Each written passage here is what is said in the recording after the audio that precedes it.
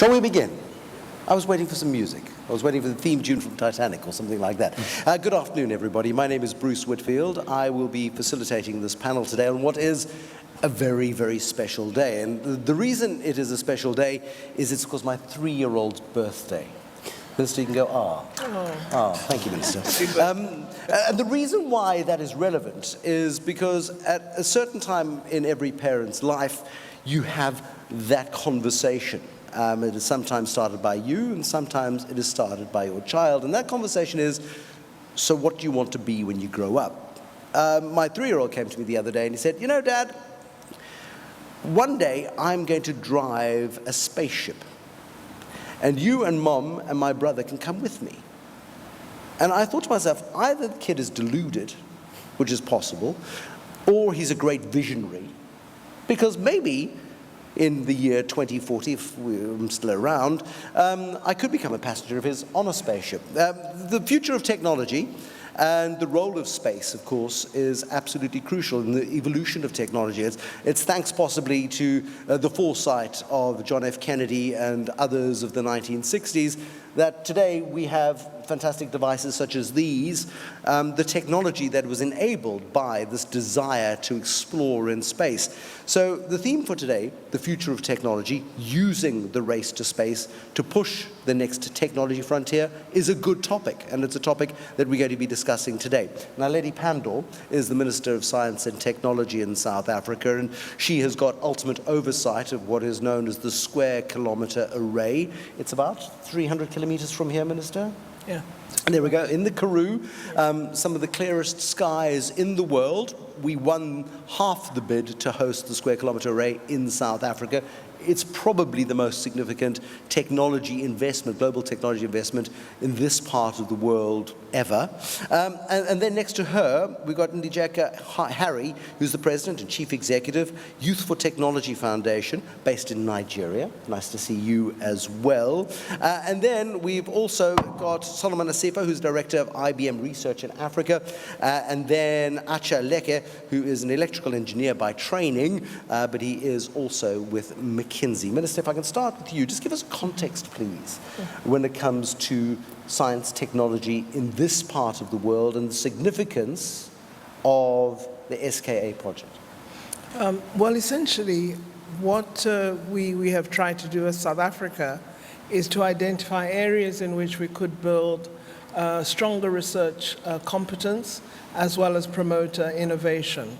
One of the decisions we took several years ago was to make better use of what we called our geographic advantage, and that was to build the astronomy sciences in South Africa and build infrastructure that would be both international in character with international collaboration opportunities, but also enhance the innovation capabilities of a range of institutions in the public and private sector.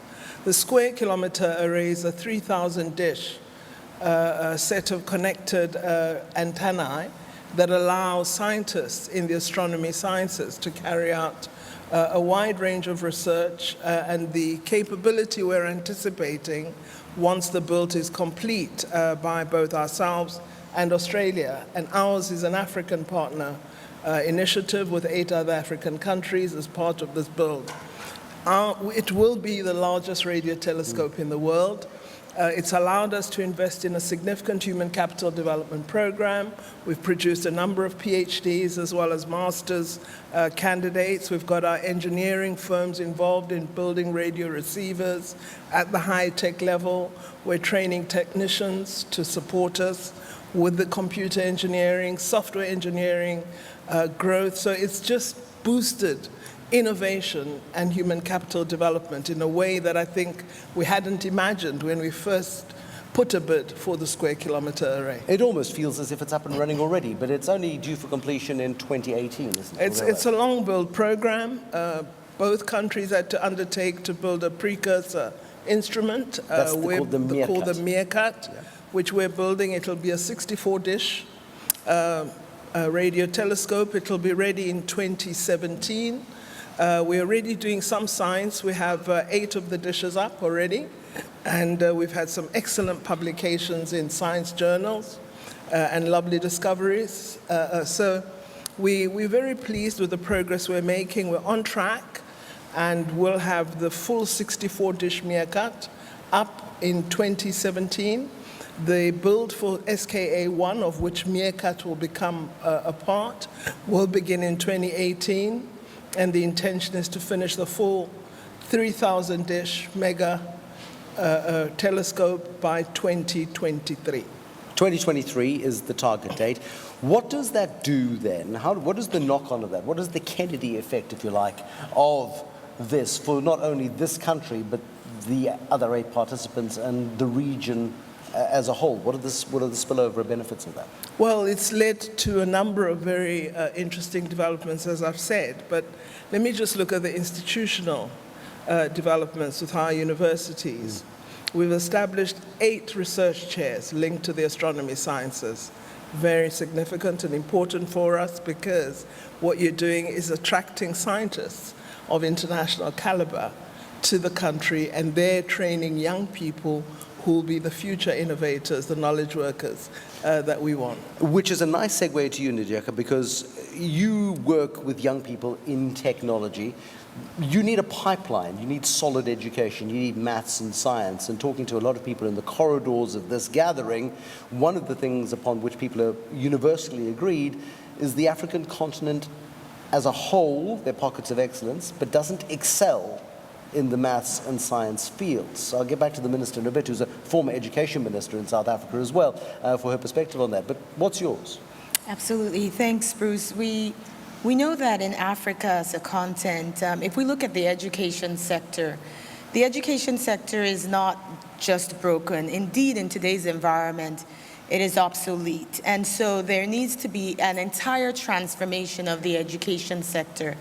And to do this effectively and efficiently, it really takes marshaling the forces of multi-stakeholders, which of course include the government, the private sector, and civil society, which I represent, that really have to engage and begin to communicate to ensure that the students that are being churned out of these universities have been adequately trained to go into the workforce, especially if the workforce is one that's technology-focused, to go into the workforce and to add value.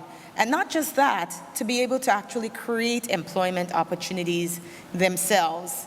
In Nigeria, for instance, 90% of the young people that apply into the universities get declined. So only 10% of the applicants actually get into the universities, complete a 4 or 5 year education, but at the end of it, they continue to remain underemployed, they continue to remain undereducated, or many of them are even unemployed in their entirety. So it's the role of really civil society, government, and private sector to ensure that they have the adequate skills, they have the adequate knowledge to be able to go into the workforce as enthusiastic employees, or really create jobs in their communities as well in science and technology. We know that science, technology, engineering, and math is really the cornerstone of a nation's development.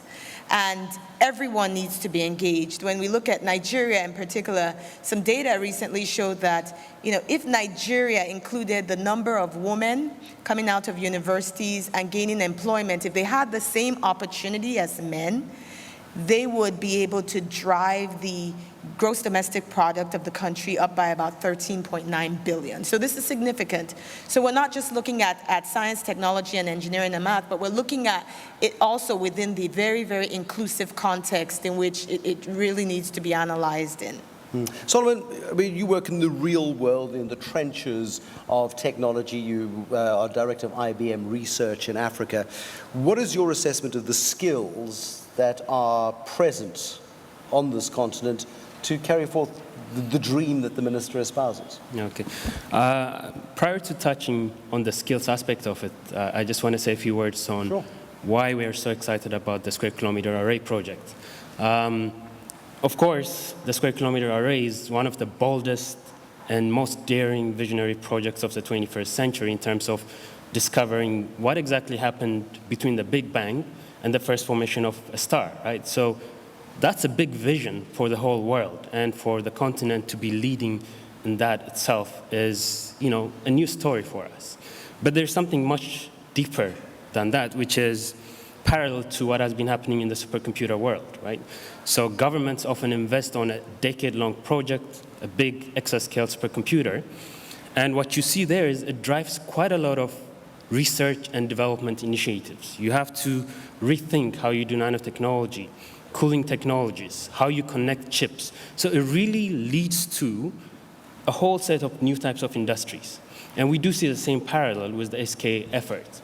How do you build rugged computing that you can actually, deploy in a very heated environment? That by itself has not been done yet.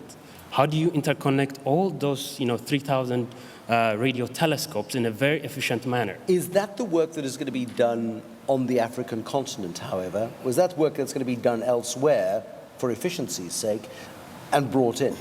It is going to be done here. being done. That's why you're seeing quite a lot of collaboration between different stakeholders, including government and the private sector. And the truth is, the way we do science has really evolved over time. No one company can invest enough money to innovate on its own. It has to be a collaboration between universities. It has to be a collaboration between government, industries, and so forth. But most importantly, you actually have to be where the challenge is. You really need to be having that real-world experience and innovating and forming new ecosystems if you want to tackle this type of grand challenges. That's the only way to do it, which means we have to be involved in skill development as well. Absolutely. Ecosystems is a good word. We'll come back to it in just a little bit. But back to the question, which was, are we adequately resourced on this continent to deliver all of what you talk about? We absolutely are. And oftentimes, for example, when a company like IBM decides to establish a research center, it's often because the skills are available, right?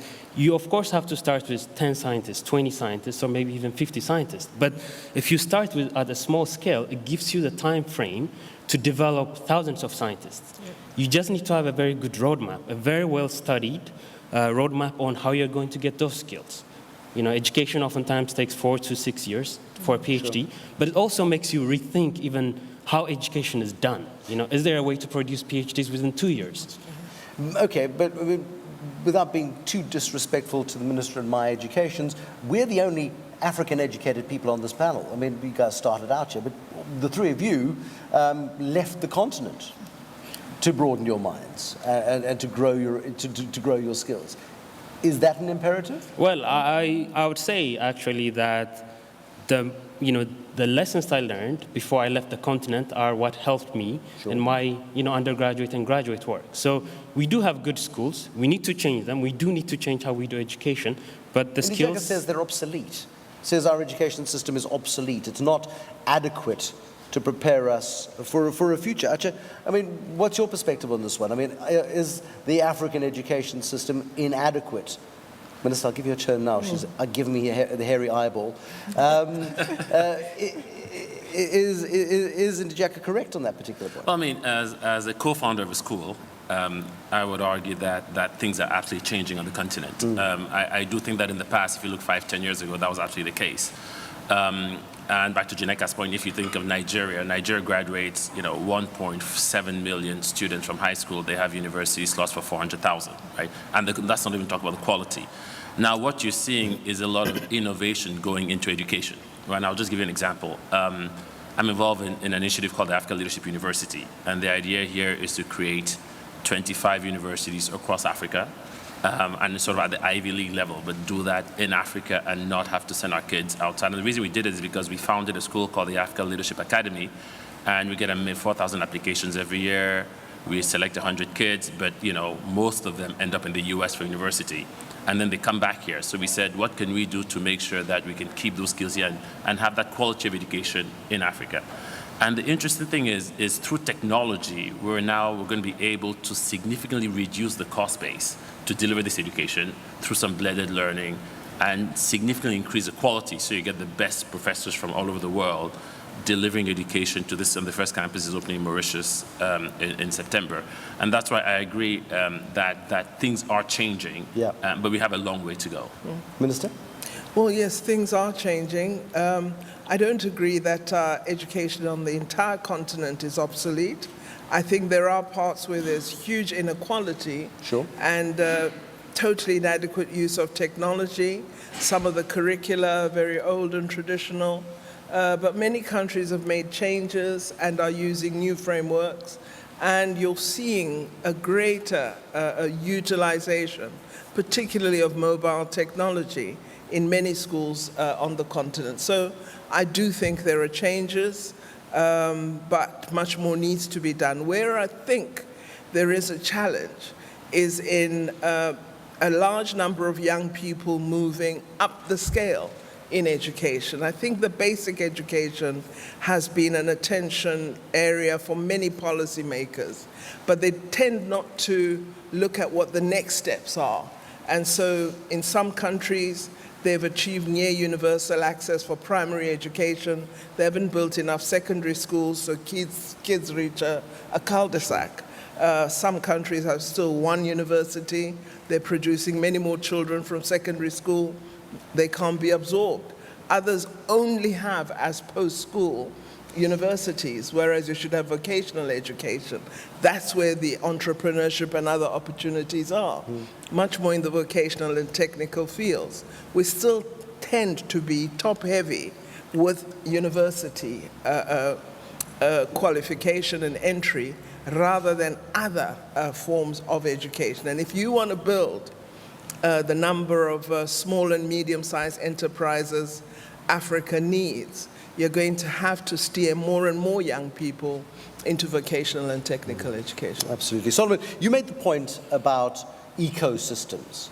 And I speak with a South African bias, it's the story I know best, but Elon Musk, who is one of the poster boys of science and technology in the United States, Silicon Valley taking the world by storm, left South Africa, went off to Silicon Valley to seek his dreams. He's got a cousin who runs Solar City, a bunch of really bright and capable people who didn't have an adequate ecosystem at home, who went elsewhere. And the trouble is, once they go elsewhere, it's hard to bring people back.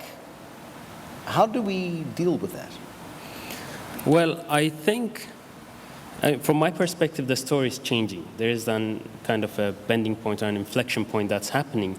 And for the most part, that's because big industrial players are seeing big opportunities. I mean, they project forward to 2050 and they see that there's going to be big opportunities.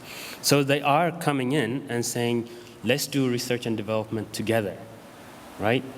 And that type of investment is changing how we're engaging, and it's attracting talent. We've been very fortunate to, for example, bring back many Africans back to our research labs, both in Nairobi as well as South Africa.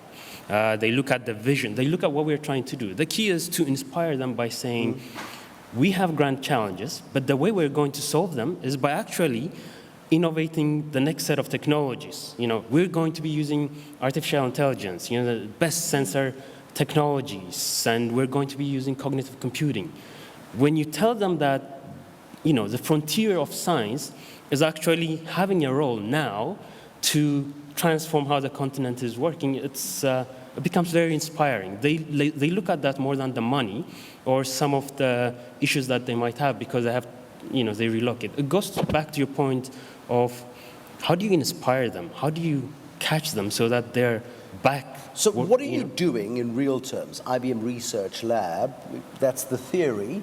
What are you doing practically? Tell me a tale of somebody who's come back and is just so thrilled that they did and abandoned the opportunity at the Googleplex or wherever they've left to come back. Sure. I mean, I can give you an example from just a couple of weeks ago. A very bright South African who graduated from one of the best colleges in the world, being offered many job opportunities, but she heard about the story of research and development, and she started to connect some of her learnings in robotics and machine vision to how it could apply to actually change how we do infrastructure, the role of autonomous systems to really rethink how we put together infrastructure.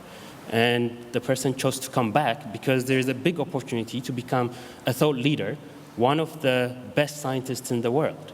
So that's how you have to attract them and tell them that, look, you know, you are the next thought leader, but the opportunities to do great science is here. We have to relocate.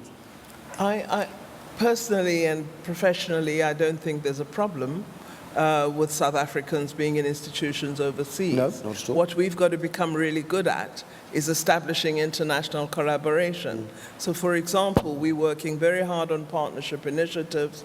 We're already doing research on lithium-ion batteries at the CSIR. So we've said to our team, speak to Elon Musk. Let's see what we do. And I've been to Silicon Valley, interestingly enough, and met a group of South Africans who are very successful there and who want to work with us to expand the startups, particularly in the information communication technology field. And they're saying there's huge amounts of talent in South Africa. We want to work with you to establish enterprises in South Africa, but on the continent as well. Let's create common funds and work together, sharing expertise. So for me, global can be very positive for local. I think what I'll add to that is, the benefits of technology and collaboration, whether it's with the international universities, with universities here in research and development. Technology affords that ease of communication today that perhaps it didn't offer, several years ago, 5 to 10 years ago. Secondly, a lot of young researchers, young developers that are a part of the African diaspora overseas sometimes see government as a disabling factor to innovation, right? And whether that's hindering from the tax incentive part or from patent introduction and the ease of getting patents rolled out, et cetera. And so the ability for governments to be a part of that enabling ecosystem to offer tax incentives that are attractive for these young people as they think about their innovations and their ideas and monetizing those ideas so that they see a reason, a beneficial reason to come back and play a part of what is going to be, the next developed world per se in the area of research and development. Acha, is anybody succeeding on that incentive basis? I mean, as a consultant, you understand the world of incentives very well. Is anybody getting it right?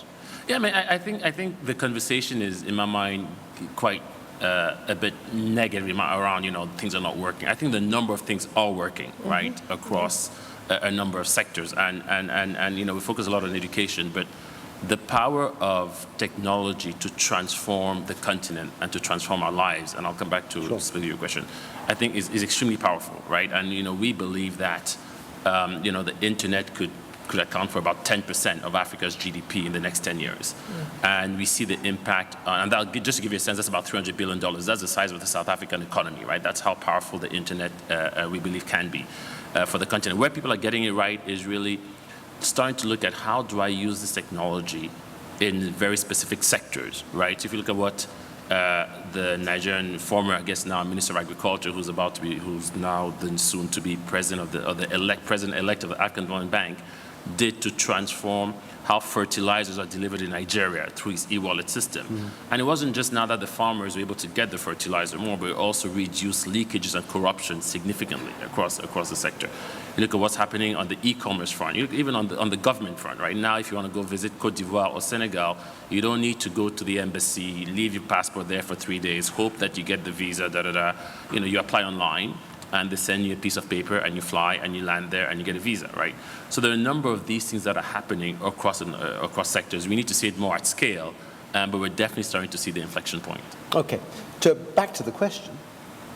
Yes. Where are we then? I mean, how do we get the incentives right to get these people back to this continent to grow the sector? So I think there are a couple of things. One is the government has a role to play. Right, so for but are governments doing it well? Are governments enablers or so not? Some are. I'll give you, so we have a metric called the IGDP, the Internet's contribution to GDP. The average in Africa is 1.1%, right? Extremely low. The average of developed countries is 3.7%. Now Senegal is the highest in Africa at 3.3%. Kenya is the next highest at 2.9%. And everybody talks about what's happening in those countries from a telecom sector perspective, from deploying infrastructure, from having the right strategies in place. So some governments are doing it right. Yep. Rwanda is looking to do the same thing and really leverage ICT to transform as the next big sector for the country. But I think in many countries, we still have a big problem around, I'm not just going to blame government, but just, government, policy prioritization of the ICT sector. I think that can be a challenge. There's a challenge around, and we've all spoken about it, but I think around financial incentives, right? How do you provide all the startups we're talking about? How do you provide either the venture capital, the early stage financing for these to get going, until they can start raising private equity type money? That's a challenge in many of our countries. The ICT, I agree that some people are coming back. A number of us who were studying, I studied in Silicon Valley, came back, but still we're very far from having the base of talent that we need to transform the ICT sectors in our countries, right? So I think we have to come down to that level of granularity to understand which countries are doing it, but and which levers need to be pulled to transform the sector. Questions from the floor, anybody? Are we hitting the right notes for you? I'm struggling to see in the dark. I'll take your silence as acquiescence. Otherwise, there's a hand and there's a microphone, two wonderful combinations. So could you tell us who you are, where you're from, and who you'd like to direct your question to? Thank you. I'm Brian Waforoa. I work for Pearson, and I'm the chair of the publishing industry. I enjoyed working with Maya Pandey when she was Minister of Education. I really appreciate the thrust that we are making in high-tech innovation and technology, and I think we should continue to try and lead the world in that area. But I'm also concerned about what's happening in the rural areas, because everywhere where you find people, they are grappling with their day-to-day problems, and if you look carefully, there are solutions that they are coming up with. I attended the Innovation Summit of the European Chamber of Commerce in Geneva, and the best presentation there was from India. What they were doing was they had an incubation fund that looked at people in rural areas and how they were dealing with their problems. The innovation there included something as rudimentary as shifting the load from the head to the shoulders with the harness, climbing up a palm tree and harvesting fruit from there, and creating amphibian bicycles to cross rivers in the rural areas. So they would take the fund, scale it up, and bring back to that community. And some of the technology, like the tree climbing system, was being exported to the US with a slogan like, they will beat us to the moon, but we'll beat them to the top of the tree. Your question, please. My question is, within that context, in addition to what we are doing with the SKA and other high-tech innovation, do we have programs to deal with innovation that is in the rural areas and assist them scale it up or even commercialize it? Great question. Real-world innovation versus high academia, Minister. Yes, certainly. What we've done as South Africa is establish what we call technology localization stations, mainly in rural communities linked to universities. And what the stations provide is access to technology and innovation support to communities. We've had two very good examples, one in Limpopo, in Ngoa, close to Tzaneen, where a demonstration plant on fruit preservation and pressing of fruit for juice has now gone to become a manufacturing facility. So it began as a pilot plant with this technology station support and is now a thriving business that communities have economic and ownership employment and support from. Second example is the work we're doing in indigenous knowledge systems. There are over 4,000 indigenous plants that are utilized by healers in South Africa without any statutory recognition, no research support, etc. We're working with practitioners in order to bring these remedies, they're nutraceutical, cosmeceutical, into the commercial space with communities and practitioners having ownership. So we've actually got legislation supporting this. So there are a range of initiatives. We've also established sector innovation funds, which are along the lines that you've referred to with the India example, where we're working especially in the agricultural space in a range of sectors to support innovation and research and technology access. Acha? Yeah, I mean, one thing I was going to say, I actually don't think we have a lack of innovation in Africa, right? I mean, we just, and it's, whatever the government does, I think people just find ways to do different things, right? And the issue we have is how do we scale it? That's my sense. And how do you go from, everybody doing what they're doing? In many cases, we don't even know about it because they're just solving a problem. to how do you scale it. I'll give you an example. We have one of our students who was at ALA, again, this is a guy called William Kamkwamba. You probably heard of him. He dropped out of school in Malawi because he couldn't afford $80 to go to school. He went to the library in his village, read about how windmills are produced, built a windmill in his village. He didn't need the government to come and show him how to do it. He just figured it out. It powered the house. People heard about it. We found him 5 years later, took him to ALA. He went to Dartmouth. Now he's at IDEO. Now he wants to, he has found a part of land in Malawi where he wants to build a wind farm that's going to triple the energy contribution to the country. Now the issue is back to the ecosystem, right? If not us, but if he had never left Malawi, would he have been able to get there? No, but that's the point. I mean, and it's that ability to grow great ideas. Exactly. It doesn't matter where the seed is germinated, provided it does. And is that the risk then, Njeka? I mean, that we run the risk of tech being top-down and saying, here's a solution, implement. Right. And it's not necessarily practical or useful. There's got to be some real-world experience in there as well.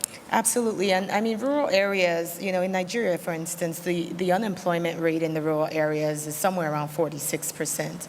97% of the young people who walk through our doors at Youth for Technology Foundation say that they want to change the world. Now, what this looks like is to be determined, but an idea is only just that, an innovative idea. Yes, there's innovation, absolutely, but an innovative idea is just that, unless it is monetized, right? And so it's not just teaching and inspiring people towards technology innovation, but it's also teaching them those life skills, those entrepreneurship skills like leadership and empathy to be able to monetize the idea towards greatness, indeed.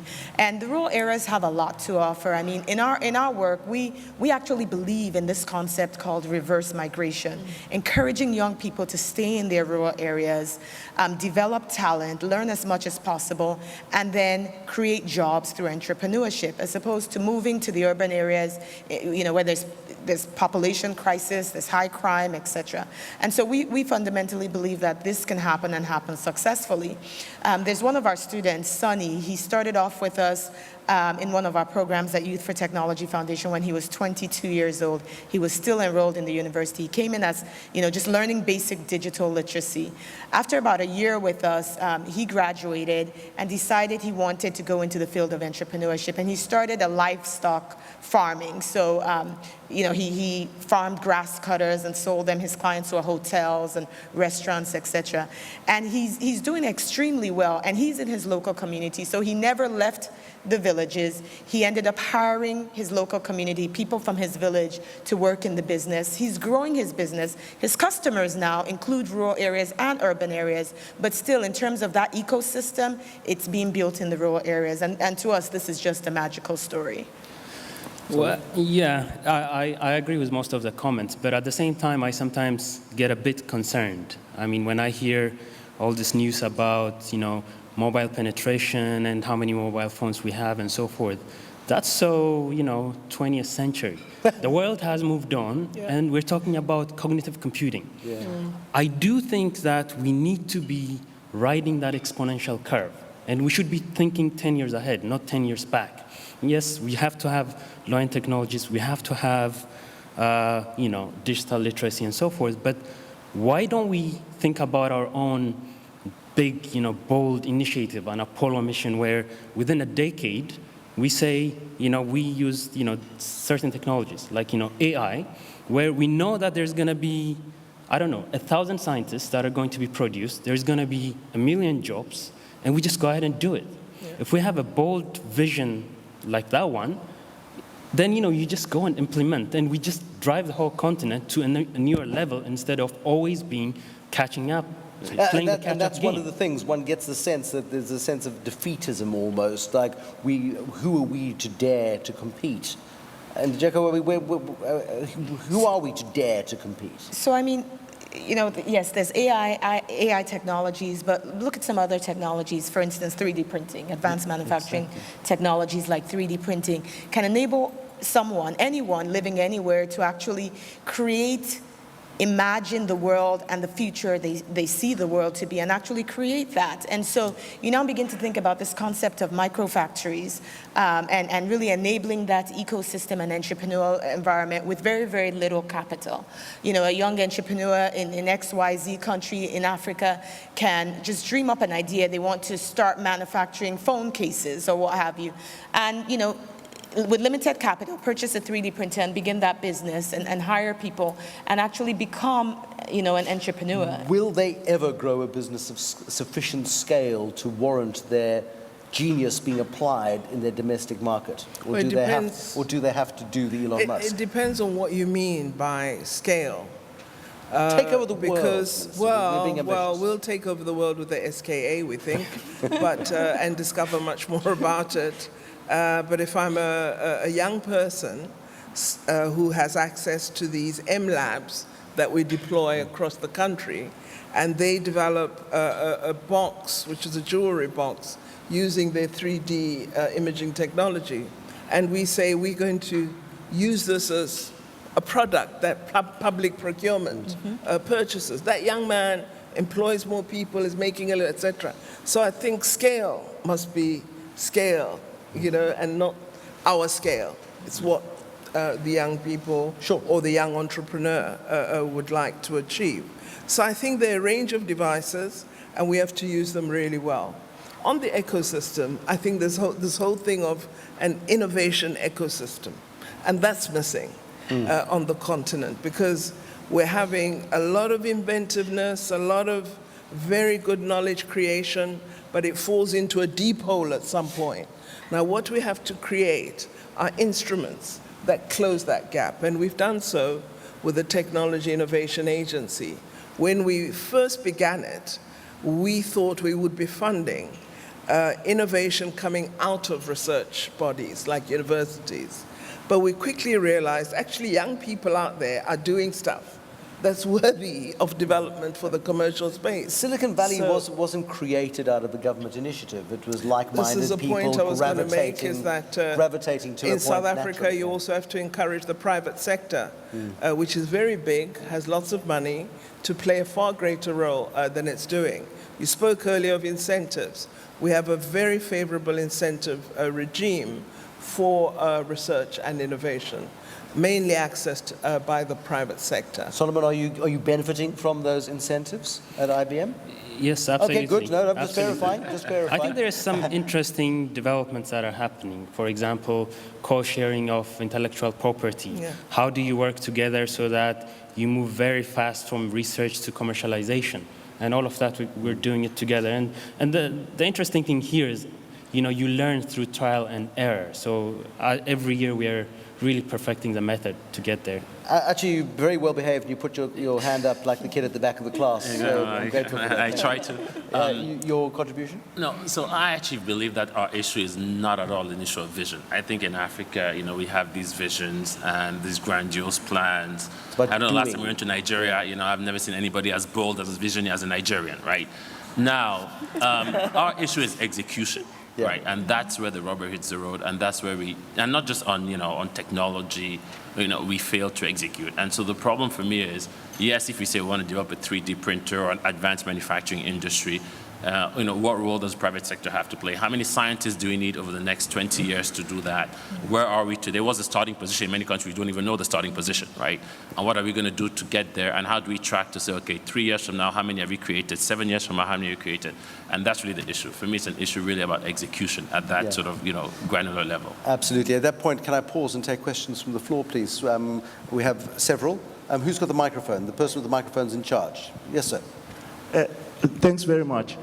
I just want to take a point that you've raised, Bruce, that says the entrepreneurs in Silicon Valley were not developed by government.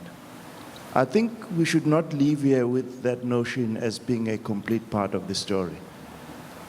Because government created the condition, No, the correct. state of California actually Enabling, made that. And in fact, my second point is that we should always be very careful about comparing ourselves with government in the US now. If we want to do the comparison, we should look at the incentives and the policies that the US government designed even as early as the mid-70s. And if you have a time at some point, we can share with you the frameworks and the legal instruments that government put in place to try and shape the public investment in research and how those public funds are translating, in fact, as a simple example, on the things that we're seeing when they design the space program. And today we have cell phones and we have, so yeah. I would hope that we balance that.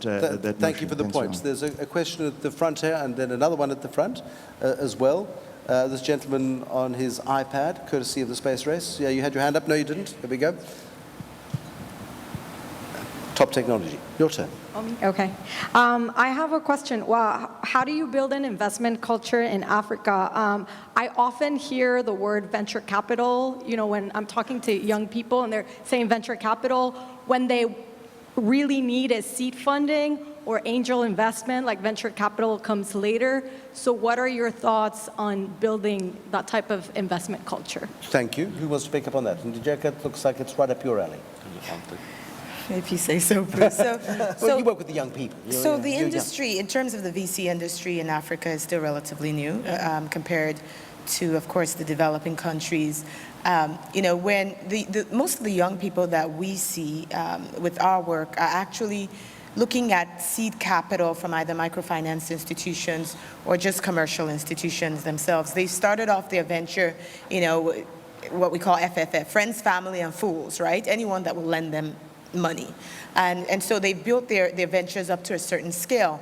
But there's a foundation that needs to be developed, and oftentimes they haven't built that foundation to be able to go to whether it's commercial banks or even angel investors. And that's, you know, their books are not very often not in order. Their financial statements are not in order. They haven't projected their businesses out long enough to understand when exactly they'll break even, when exactly they may be revenue, if at all. And so those are some of the challenges that we still face, and we fundamentally believe that that still starts with education, and there's ongoing education, there's advancements being made, but there's still a lot that can be done in that space. Yeah, I mean, you know, I think that's one of the big issues, the lack of angel investing across Africa, right? And I always say, you know, when Mark Zuckerberg started Facebook, right, you know, he didn't go to Wells Fargo to ask for a loan, right? When the Google guys started Google, you know, they didn't go to Bank of America, and that's what we do here. We try to go to a bank, and that's not what the bank is set up to do. If you look at the people who lead angel investing, you know, in the U.S. or even in Europe, these are typical entrepreneurs who've actually made the money, right? And sort of, you know, they use it to back entrepreneurs, but also to make more money. And we've not got into that virtuous cycle yet. And as such, what you see is governments needing to step in to start to create some of these funds. And you're starting to see that in some countries. Nigeria has put one together for the tech sector. But over time, we just need more of the successful entrepreneurs to kind of see that a bit here in the Cape Town area, right? More of the successful entrepreneurs to step in and do that. But that is a fundamental gap. We need more Peter Thiels. Exactly. We need more mega entrepreneurs. Yeah, but we've got to start somewhere. I mean, this is about sowing the seed. That's why we have the Technology Innovation Agency, and our Small Business Development Department is looking at improved support for tech startups. So we have begun, but I think the private sector has to do much more and be much more risk interested than risk averse. Which I think is the current climate, and that is a challenge. I mean, Gloria Sorobe has been making some interesting comments. There was a report by McKinsey, and she makes the point that business, particularly in South Africa, is doing business the way it did 25 years ago and hasn't evolved its approach, and she's in the South African business sector herself. Questions from the floor? Questions from the floor? Anybody else? Do I have any bids from the floor? Yes. Oh, there you are again. There we go. It's another one. Hello. I'm sorry. You're in the same place. My name is Telema Harry. I'm with Youth for Technology Foundation. And there's a coincidence. Yes, terribly. Complete coincidence. It's the family business. There we go. I had a question about leveraging distance learning technologies. Someone mentioned that previously, and I think that is a powerful tool for institutions in Africa to leverage learning that is generated, or learning tools that are generated internationally, and to leverage content that is developed internationally to help supplement the education in Africa. And I think there's just a huge amount of content out there that is very high quality. And I want to understand how we can better leverage it, how we can better use it. Who would you like to direct your question to particularly? Actually, Lekki, I think, was the one who brought that up.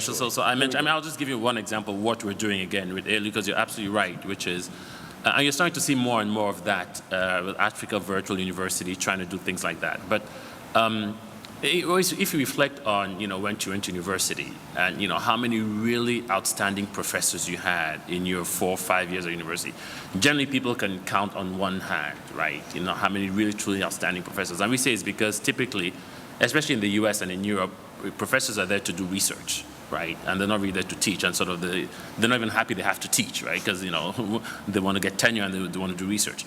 So what we're trying to do at ALU is to say, look, let's find the most amazing professors from anywhere in the world, right? So you get a professor from UCT on economics, you get one from Harvard, you get one from Wharton, and you digitize that course, right? And that's what you offer the students, right? And then you combine that with some peer-to-peer learning, and you combine that with actually hiring people who want to teach. And these don't have to be PhDs, by the way. They could be retired professionals. They could be mid-career professionals. They could be people who just great finished. educators. Right. I mean, Who just really want to know how to teach. And by the way, that model then significantly reduces your cost, right? So you can offer an education. We can offer it for $5,000, $6,000, $7,000 versus $60,000 at Harvard, right? And so that is a bit the model we're trying, and we're starting to see more and more people going down that path. Minister, it was a very courageous experiment, and I'm sure it'll be revisited. Panyaza Lesufi, who is a local education minister in one of the provinces in South Africa, distributed something like 70 or 80,000 iPads into schools. Those have had to be withdrawn because they were being stolen by outsiders from schools, so there was a security issue there. But a courageous step. Yeah. That they'll revisit and look at again. Yeah. But it's precisely that sort of move that enables access to this kind of education. I wish he had spoken to us before he began the experiment. Did you try that? Because we are doing a pilot, which we're now expanding in the Eastern Cape. And we've been largely successful because we got a community compact with both parents and teachers. And we linked the introduction of tablets and mobile technology to introduction of other technologies to improve the condition of the local schools.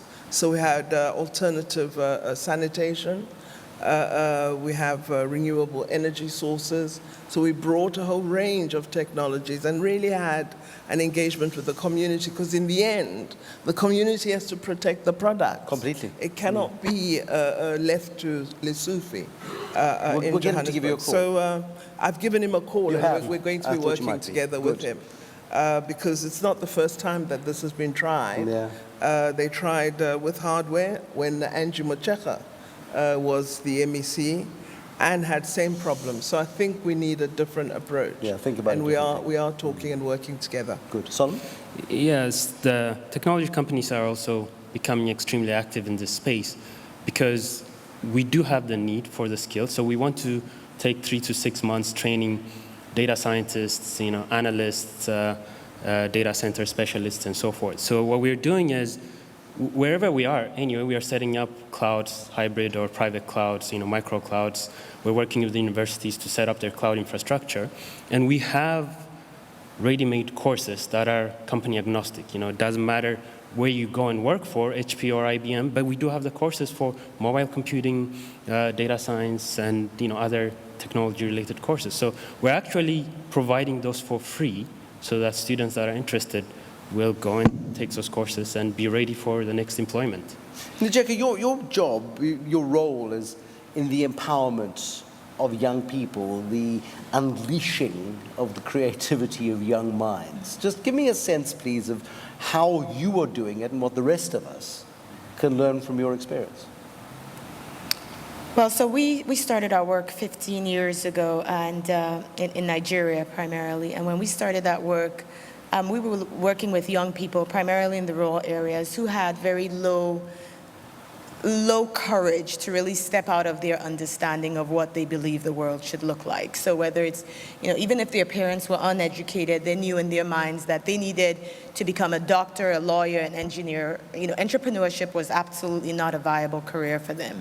And so just giving the young people, like I said earlier, not just the hard skills, those are important, technology or otherwise, but also the soft skills to really live a sustainable life and achieve what they fundamentally feel is changing the world for them and their families is what we try to inspire. Technology is an enabler, but it's not the end. It's a tool that we use to inspire them. I think another point that I was actually going to add here to Solomon's point when he talked about what IBM is doing in terms of creating curriculum and creating, I guess, company-agnostic curriculum, is we really should try to think about how the private sector can enter the school. So the secondary schools, especially at that level, bring the lab at IBM to the classroom. How can we engage the working environment, the courses, the knowledge, the talent at IBM in the R&D and scientist field? How can we bring that into the classroom so that young people don't have to wait until after secondary school when they're officially unemployed and undereducated to then begin to learn? So bringing the private sector into the classroom, I think, is an extremely powerful approach. I don't think we've done enough of that in Africa, except, of course, ALA. The theme is coming through strongly. Questions from the floor? Any more questions from the floor? There we go. There is a microphone over there. You're walking straight past the nice man. There we go. Thank you. Hi, I'm Bahi. I'm a global shaper from Egypt. So I work in technology, and as far as I love technology, however, I have a concern. Probably I will be addressing my friend from IBM or McKinsey about what they are doing about that. I have a concern that we are almost limiting the user to the info we want to get him. As far as we go, more technologically advanced, the data is more personalized, and the results that everyone is getting, if I'm taking an example of search, if you search for Egypt, for example, from South Africa, you will get a result. And if you searched from Europe, you will get completely different results. I understand that the results are becoming more personalized, which is what technology is helping us doing right now. However, I believe we are manipulating the scene to an extent, and we're probably locking people inside their own bubble of knowledge, and which is conflicting with the global trend of having... The question. Yeah. The question, what do you guys think about that in terms of while you're designing the technology? How do you address such how are you thinking about the problem? Well, what you just indicated seems to be a kind of a Google-specific problem. And, well, I'll give you a counterexample. I mean, think about personalized medicine. Now, that is a goal that we need to strive forward, right? And there's a lot of technologies that need to happen so that, based on, of course, you have to build layers of security to make sure that your personal and confidential information is not going to be exposed anywhere. But the fact that you're personalizing medicine to a specific person, even based on, genomic markers, or the fact that you're specifically providing information to a young person on what kind of health-related activities that he or she needs to do, so that 10 years down the line, the person is not going to be suffering from diabetes, is going to be a very important advance. Yes, I mean, there are some negatives to some of this development, but I think it's things that we can mitigate. I mean, it depends on what approach a company takes. Any more questions as we prepare to wrap up this particular session? Yes, sir. Hi, my name is Walid Abdurrahman. I'm a global shaper from Egypt as well.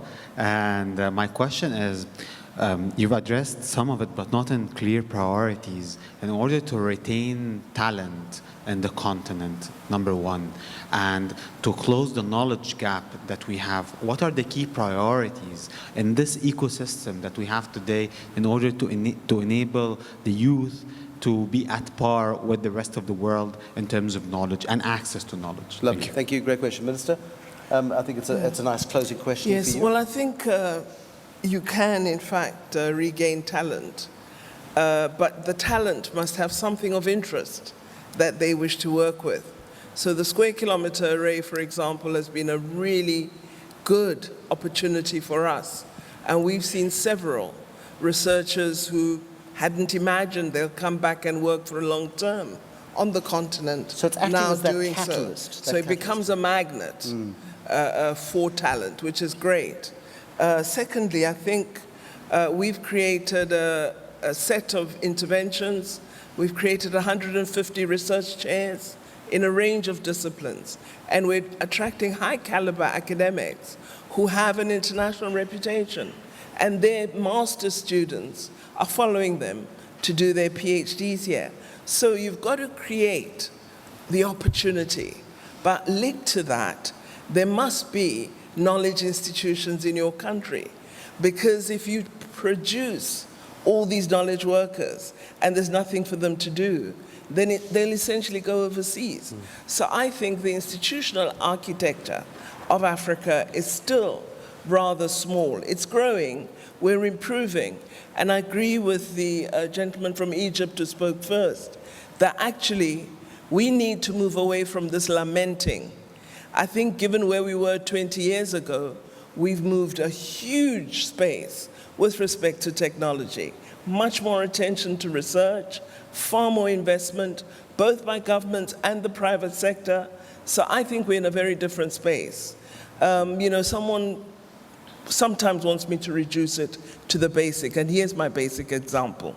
We built Southern Africa's largest optical telescope in a small little town in the Northern Cape called Sutherland. When we were building that telescope, we had 2 bed and breakfasts. Today there are 42. Why? Researchers, postgraduate students are all tracking there because they want to use that telescope.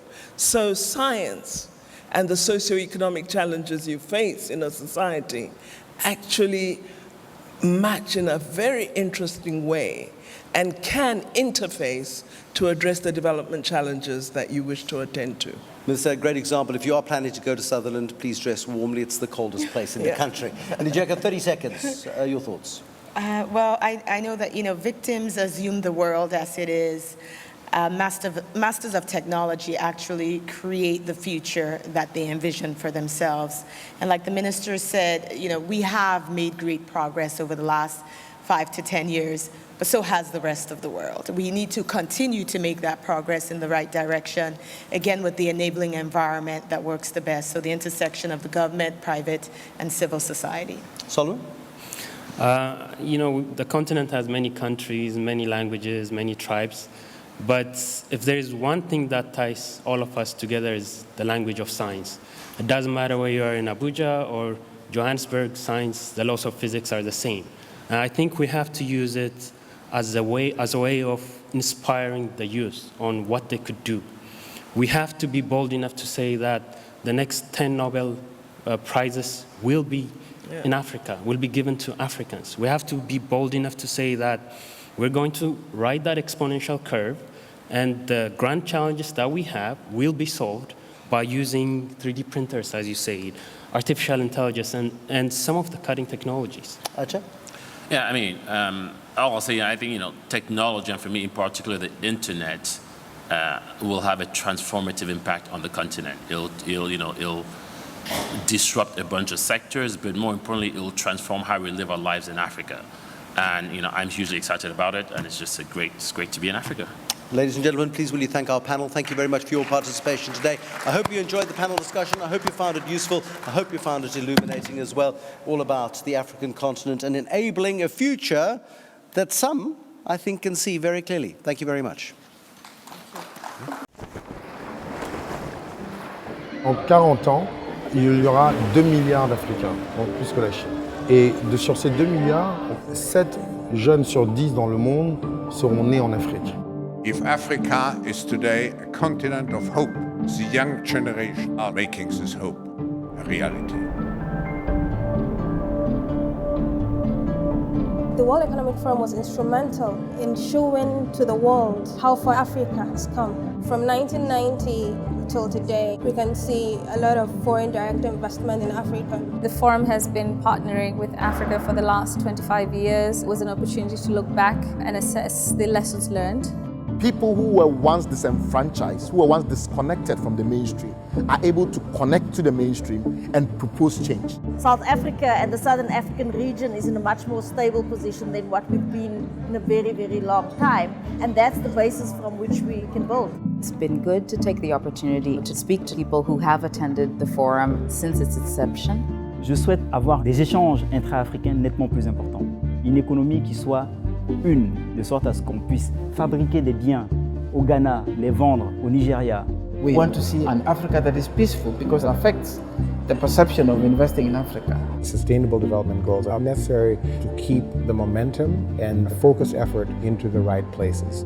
There is a large Young Global Leader presence as well as a Global Shaper presence to really sit and engage with other people on what we would like to see in the future. As we move people from the informal economy into the formal economy, having mobile banking relationships is a critical part of that move. I see Africa being much better connected internally and having a well-developed workforce that drive development within the continent. True leadership is going to be saying that we can't leave anybody behind. This is a real opportunity to move global trade forward and to understand that globalization can bring people out of poverty. The internet could account for about 10% of Africa's GDP in the next 10 years. We provide entrepreneurship as well as financial capabilities training to get women to the next level in terms of being able to expand their businesses. The development of women is a national issue. Women are contributors to change and to development, not people that just need to be supported. I see Africa having an opportunity moving from agriculture into the next value chain of food processing. How do we continue to advance the genetics so that the crop and the farmer can adapt to whatever situation evolves in their area? Cette croissance sera inclusive que si nous-mêmes, en tant qu'Africains, nous nous y investissons afin que toutes les ressources que nous produisons soient transformées localement afin de créer de la valeur. For the first time, we're going to see a truly globally interdependent economy. We believe that the relations between Africa and the world has to change. We have to deal with one another as equals.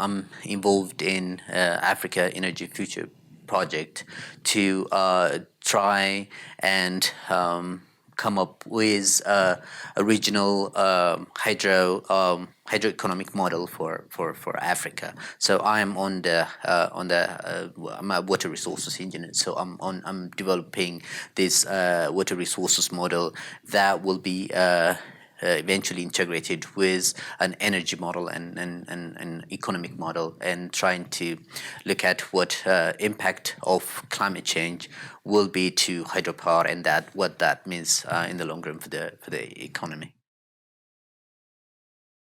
It's important because, climate change becoming a major serious these days, a major threat these days. We need to really know what its impact is going to be on the water resources, and what that means, or how that translates into hydropower generation, and what that means to the energy system for a region or for a country. So it's important in that aspect.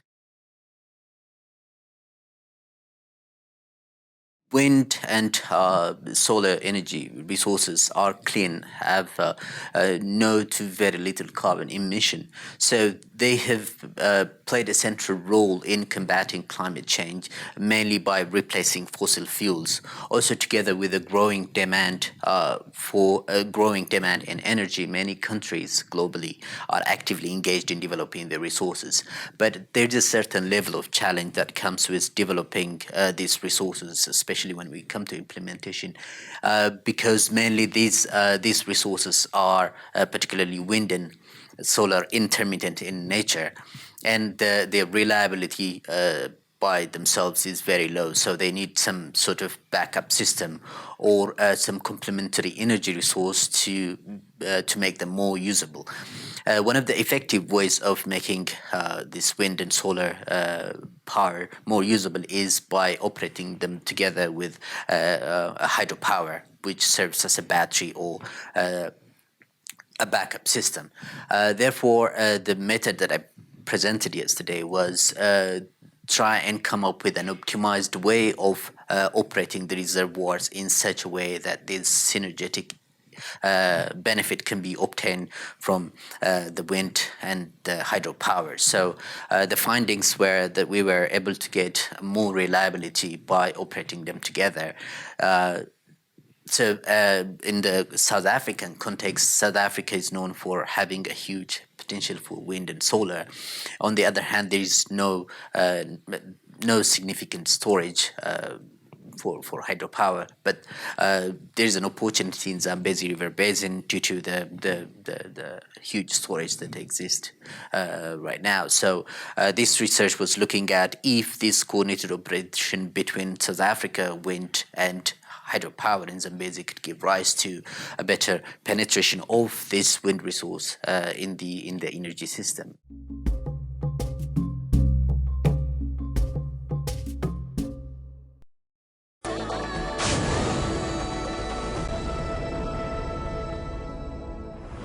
India and Africa are bonded together by the people-to-people, civilizational and cultural contacts that go back many centuries. India's friendship and solidarity with Africa is very well documented. It's time-tested. It's a relationship which is based on trust, mutual respect, and a spirit of friendship. The India-Africa Forum Summit, held on April 8 and 9, 2008, started at the initiative of Prime Minister Manmohan Singh, was an attempt to deepen the engagement between India and the African continent.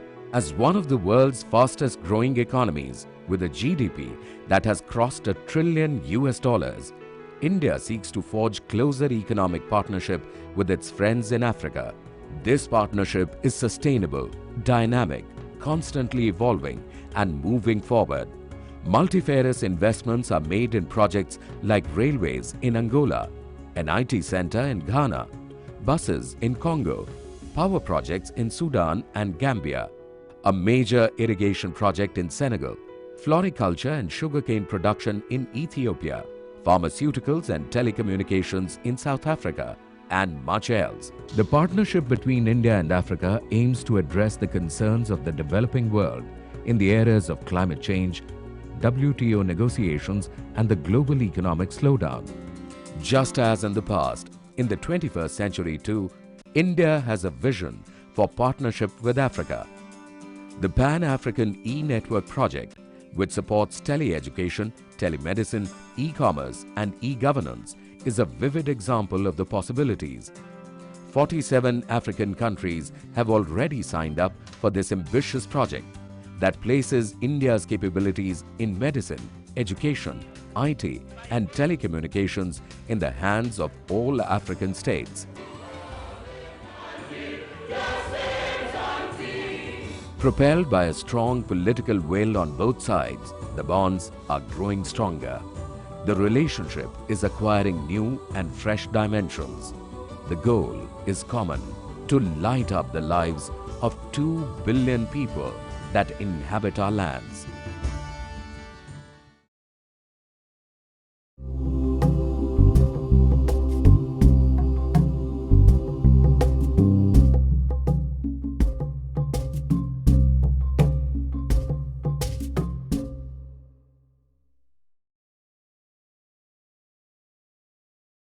We're looking at the expansion of supermarket chains, both South African supermarket chains as well as other supermarket chains from the region in certain Southern African countries, and what implications this has for local suppliers supplying products such as processed foods, for example, or household consumable products into these supermarket chains. we're also looking at the competition dynamics between supermarket chains, particularly the foreign supermarkets versus local supermarkets, and the implications this has on suppliers. Supermarkets are a growing market in terms of access to for consumer products. So the growth of supermarkets allows local suppliers in the different countries to supply supermarkets, and this in turn assists a country in its industrialization objectives.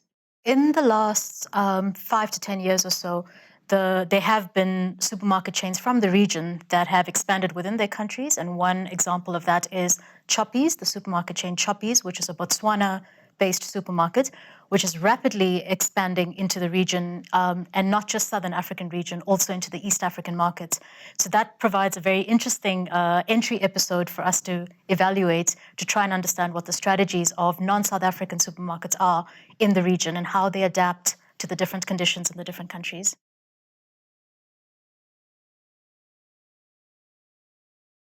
So it no longer is just within urban areas, but supermarkets are segmenting their target market, and they are increasingly targeting lower LSM markets, which is now moving into the more rural areas. Therefore, the implications on consumers in terms of what's available in supermarket shelves as well as the pricing becomes of great significance, and this is where the competition angle comes in as well.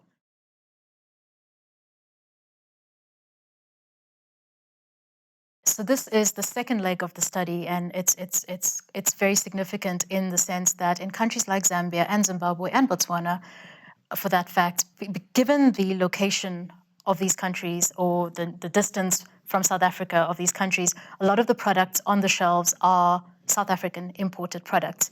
And this has largely got to do with the capabilities of the local suppliers, and that in those particular countries, often you find that they lack capabilities to produce the quality or produce the volumes at cost competitive prices to be put on supermarket shelves, and the supermarkets then just import from South Africa.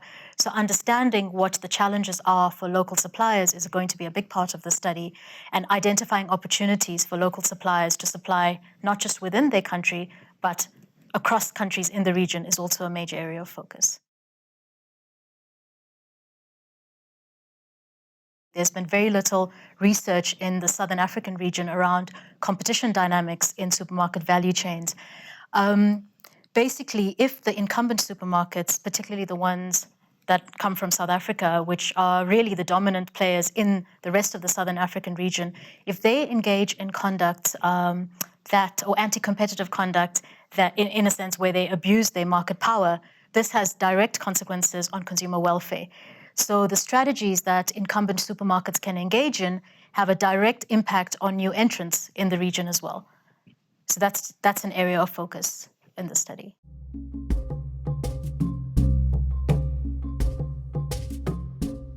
Look at the recent events in Ferguson, Missouri, but to provide some greater context to those events, because as you will well hear, what happened was the manifestation of what has been decades-long policy decisions that have not only created the socioeconomic dynamics in Ferguson, Missouri, but have been replicated throughout our country. As I said, this conversation is being spurred by the work of EPI Research Associate Richard Rothstein, whose recent paper on the subject has gotten a lot of acclaim and is the basis for our conversation today. I'm going to introduce our speakers and our moderator, and they will kick off the substantive portion of our program. Richard Rothstein is a research associate at EPI, and he is also a senior fellow of the Chief Justice Earl Warren Institute of Law and Social Policy at the University of California, Berkeley School of Law. He is a prolific author who has done a number of books that look at education and the dynamics of race and class within education policy. Richard's most recent work on Ferguson has received critical coverage in the American Prospect, the Washington Post, among other publications, and hopefully you all picked up an executive summary when you came into the event. Also joining us today, we are pleased to say, is Sherrilyn Ifill, who is the President and Director Counsel of the National Association for the Advancement of Colored People, NAACP Legal Defense Fund. Ms. Ifill is a longtime member of the LDF family, joining their team after she graduated from law school. She's also served as a fellow at the American Civil Liberties Union. She is a professor at the Maryland School of Law, and she is a noted scholar on issues of justice, and her scholarly writing has focused on the importance of diversity in our justice system. Their conversation, after they provided, moderated by Mr. Bob Kuttner, who is co-founder and current co-editor at the American Prospect, which for its nearly 25-year history has certainly lived up to its mission as being the authoritative magazine of liberal ideas. Bob's career as a journalist has included 2 decades of writing for Business Week, and he continues writing columns for the Boston Globe and the Huffington Post. He's been a prolific author of several books dealing with economics and the intersection with public policy and politics. In short, Bob can be considered one of our most insightful and influential thought leaders, and has earned the right to speak across all media platforms to inform thinking, as he describes, to how to harness capitalism to serve the broad public interest. We are proud to say that Bob, 27 years ago, I think it was, 28 years ago, joined a group of 5 in forming and founding the Economic Policy Institute. And very apropos for this discussion, early in Bob's career, he served as the executive director for the National Commission on Neighborhoods, a Jimmy Carter era commission that focused on economic development, housing, and neighborhood revitalization programs. So with that, I believe the order of speaking is to have Ms. Sherrilyn Ifill start off first. Welcome.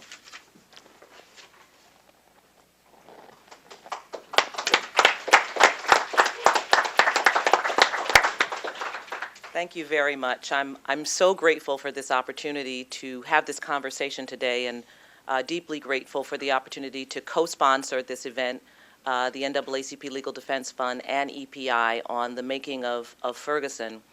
I am really excited about the report that Richard Rothstein has written, and excited about the opportunity to really fix our eyes on decades, nearly a century in fact, of policies surrounding housing and economic opportunity for African Americans.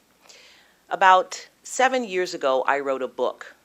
The book was about the last 2 recorded lynchings in the state of Maryland. And I was inspired to write the book because in my work as a civil rights lawyer, I found that almost everywhere I took up cases, both when I was a lawyer at the Legal Defense Fund and later when I was working in Maryland, I would find that there was a history in that community of some violent act, usually a lynching that had taken place. And what I discovered when I began doing my historical research was that these historical acts that sometimes took place in the 1920s or the 1930s had an extraordinary effect on those communities. It changed the physical landscape. It changed the economic condition. It changed the justice system. It changed the willingness of African Americans to remain in the community.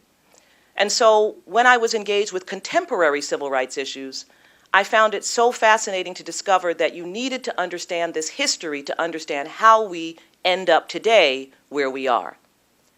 And so when Michael Brown was killed in August of this year and left on the streets of Ferguson, Missouri for 4 hours, and when the community came out of their homes to protest, to say we've had enough, to seek vindication for the life of this young man who was killed by Officer Darren Wilson, when we saw the police response to those protests, when we saw the militarization of the police in that community, when we saw the powerful activism on the ground, I started to wonder, what happened here? What made Ferguson, Ferguson? Fortunately, Richard Rothstein, we had no conversation about this, was already hard at work trying to answer that question himself. And he was focused on an issue that actually he and I, along with Ta-Nehisi Coates and Patrick Sharkey, talked about months ago right in this room. And it was about the history of housing segregation in the United States. And not just about the history of housing segregation, but about the critical role and the powerful role played by the federal government and policies at the federal and state level in creating, perpetuating, and maintaining housing segregation in this country, and the way in which policy, investment, and the full force of the federal government was put behind these policies. And what we talked about is the way in which the landscape that we live in today, a hyper-segregated country in 2014, is largely a result of those policies. We are living with the legacy of those acts. The purpose of that discussion, and I hope part of what we'll talk about today, is the way in which we have to shift our attention as we engage issues of race discrimination. Absolutely, we all want accountability for the killing of Mike Brown, for the killing of Eric Garner, for the killing of John Crawford, for the killing of so many other unarmed African Americans that we've seen over the past months, and frankly, that have occurred over the past years.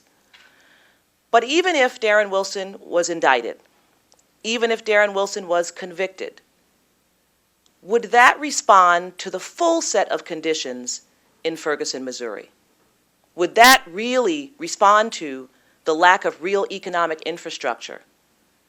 Would that have created an opportunity for Michael Brown, had he lived, to have a full education, to be fully employed in ways that would have allowed him to live a full, successful, and prosperous life? So what I'm hoping we'll do at this session, after we hear about the report, is have a conversation about the larger structural issues that demand our attention. Yes, absolutely, accountability for individual wrongdoing. But there is a larger, bigger accountability that we must also attend to, and that is the undoing of policies that created a segregated America and that resulted in the economic suppression of African Americans in communities all over this country. And so with that beginning, I'll turn it over to Richard Rothstein.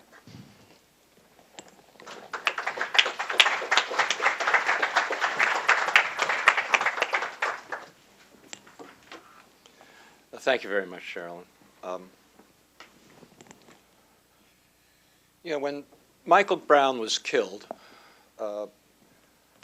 many people in this country were awakened for the first time to the fact that here was a community, Ferguson, a suburb of St. Louis, that looked very much like the stereotypes that people had developed of inner city ghettos. How did this happen to be located in a suburb, not in the inner city of St. Louis? And I read a number of media accounts that tried to explain this phenomenon, and they typically said things like, well, African Americans started to move into Ferguson and there was white flight.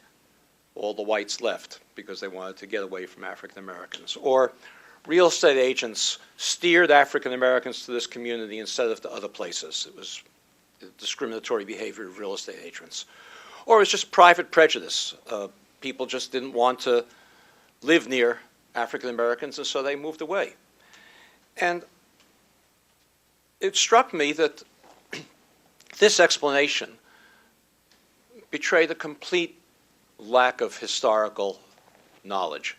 It was a complete, if I may say, whitewashing of how Ferguson became Ferguson.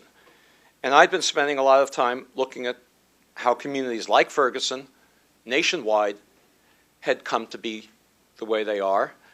And so when Michael Brown was killed, I looked into the specifics of St. Louis and Ferguson, with which I previously hadn't been familiar. And what I found was, in St. Louis, as in everywhere else in the country, every other metropolitan area in the country, the metropolitan area was segregated not by white flight or by private prejudice, although it certainly played a role, but by racially explicit, purposeful federal, state, and local government policy that lasted over a century. I first got started actually in this endeavor because I was an education policy analyst. And I was personally shocked the last time there was a school desegregation case. It covered the towns of Louisville, Kentucky, and Seattle, Washington, when the Supreme Court said that it was not permissible to have even the most token integration policy because the communities of Louisville and Seattle had been segregated de facto, not by law, but just by accident because of personal prejudice or people's choices about wanting to live with other people of the same color or private discrimination or just economic circumstance. And I realized and I began to document what nonsense that was. St. Louis, as well as Louisville and Seattle, have been documented by a century-long pattern of federal, state, and local explicit racial policy, not the disparate impact of neutral policies, but explicit policy designed to segregate this nation. And so let me spend a few minutes describing in the St. Louis case how this happened. But I want to emphasize, and this is the thing I always feared about focusing on St. Louis, even though it's important in the context of Ferguson, I want to emphasize that this is not a St. Louis story. It's not a story that took place just because St. Louis is a border state.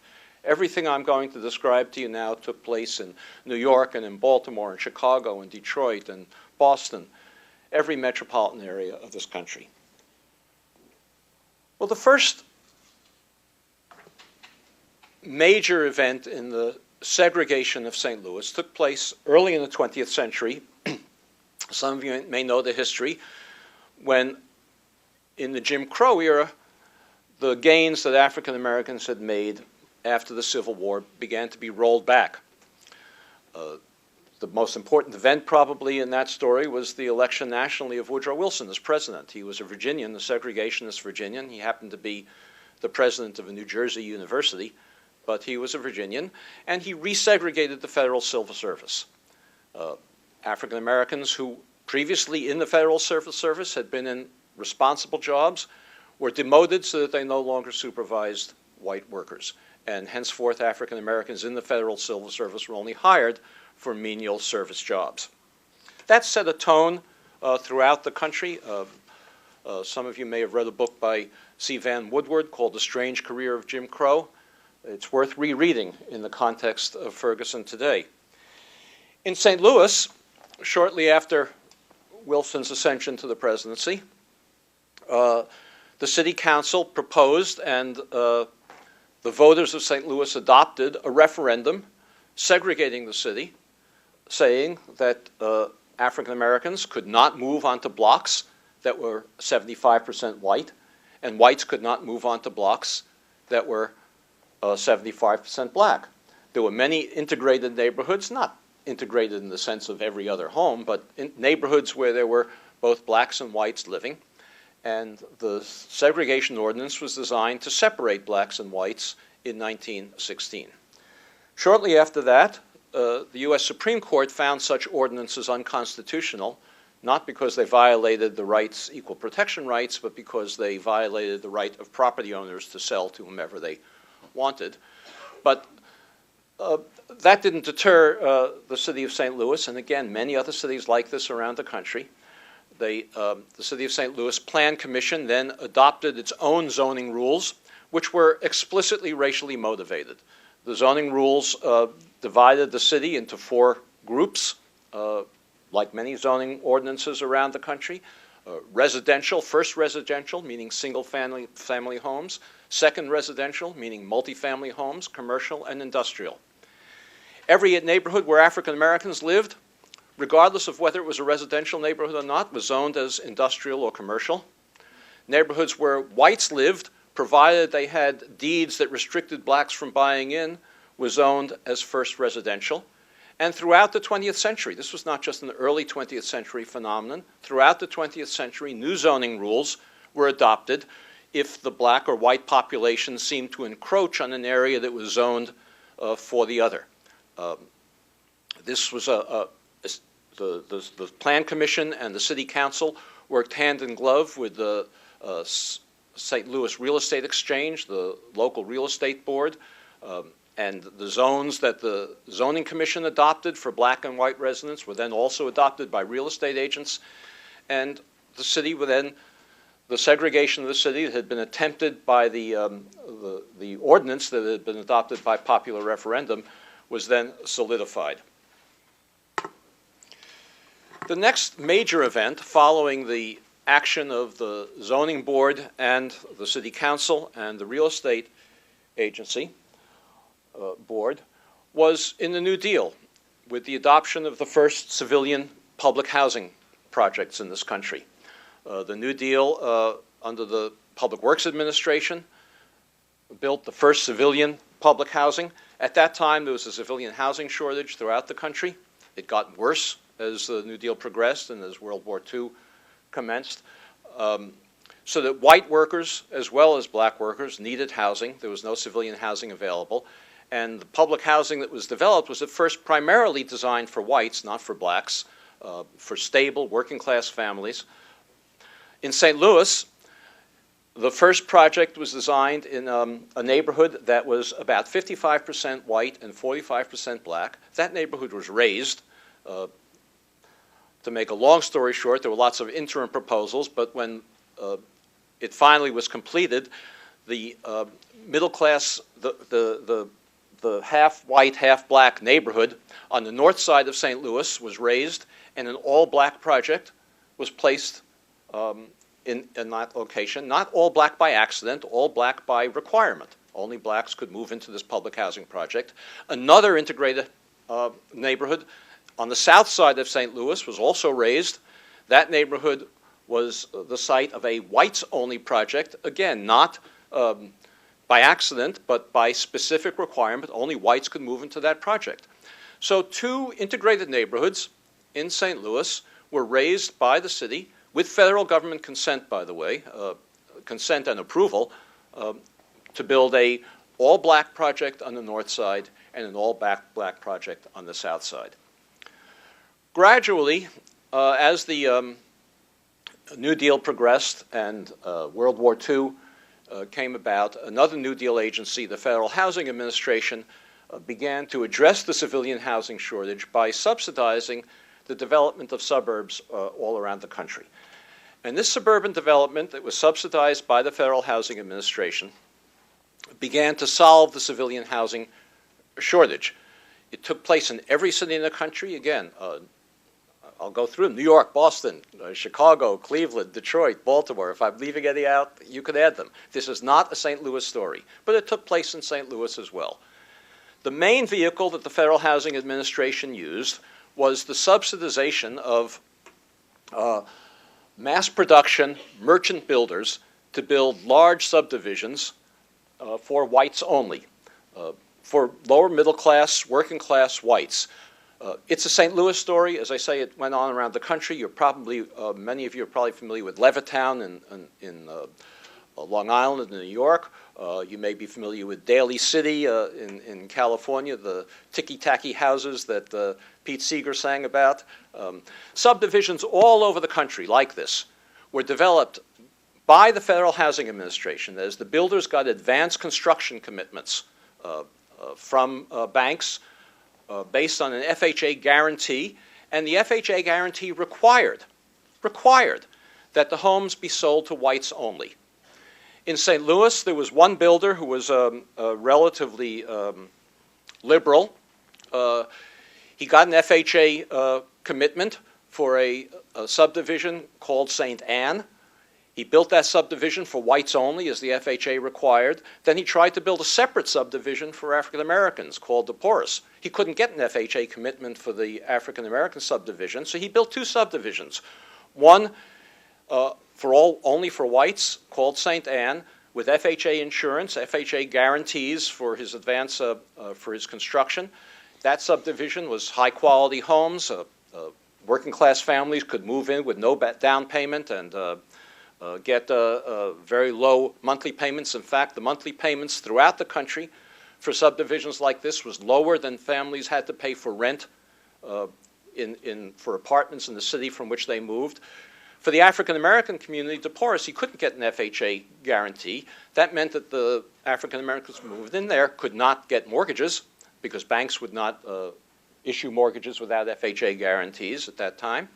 And the construction was more shoddy. The prices were much lower. Most of the homes were rented, not sold, and some were sold on contract on an installment buying plan with which the families who bought them had no equity. This mass creation of subdivisions throughout the country that was financed by the FHA depopulated the central cities of white families. Eventually, in St. Louis, the public housing projects that had built for whites no longer could attract whites because they were all being subsidized to move to the suburbs by the federal government. Public housing then became an increasingly black phenomenon. Blacks replaced whites in the public housing projects that existed. Some of you may remember the Pruitt-Igoe Towers. They became the kind of a symbol of deteriorated public housing in the country. Pruitt-Igoe was originally built. The Pruitt Towers were for whites. The Igoe Towers were for blacks. But as the suburbanization continued, subsidized by the federal government, encouraged by the federal government, segregated by the federal government, the Pruitt Towers became depopulated of whites. Blacks moved in, and the Pruitt-Igoe Towers became all black. Services maintenance declined. The city failed to maintain them. The discrimination in the housing market, in the labor market, which I'll come to in a few minutes, meant that more and more families were on welfare in these projects. Eventually, they became so dilapidated, so deteriorated, and the quality of life in the projects became so poor, gang-ridden, mostly welfare families, that the federal government and the city of St. Louis evicted all the families,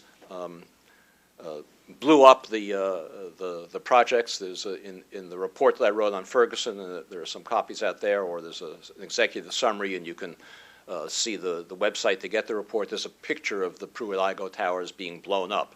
It was a national phenomenon in the early 1970s. Where do you think the families who had been evicted from the Pruitt-Igoe Towers went? Well, I'll come to that later, but I'm sure you can imagine what happened. These weren't the only federal, state, and local policies that segregated St. Louis and every other metropolitan area.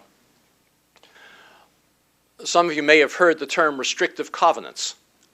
This was a form attached to deeds, a provision in deeds and housing deeds that prohibited the owner of a home from selling to an African American. A more common form of the deed was an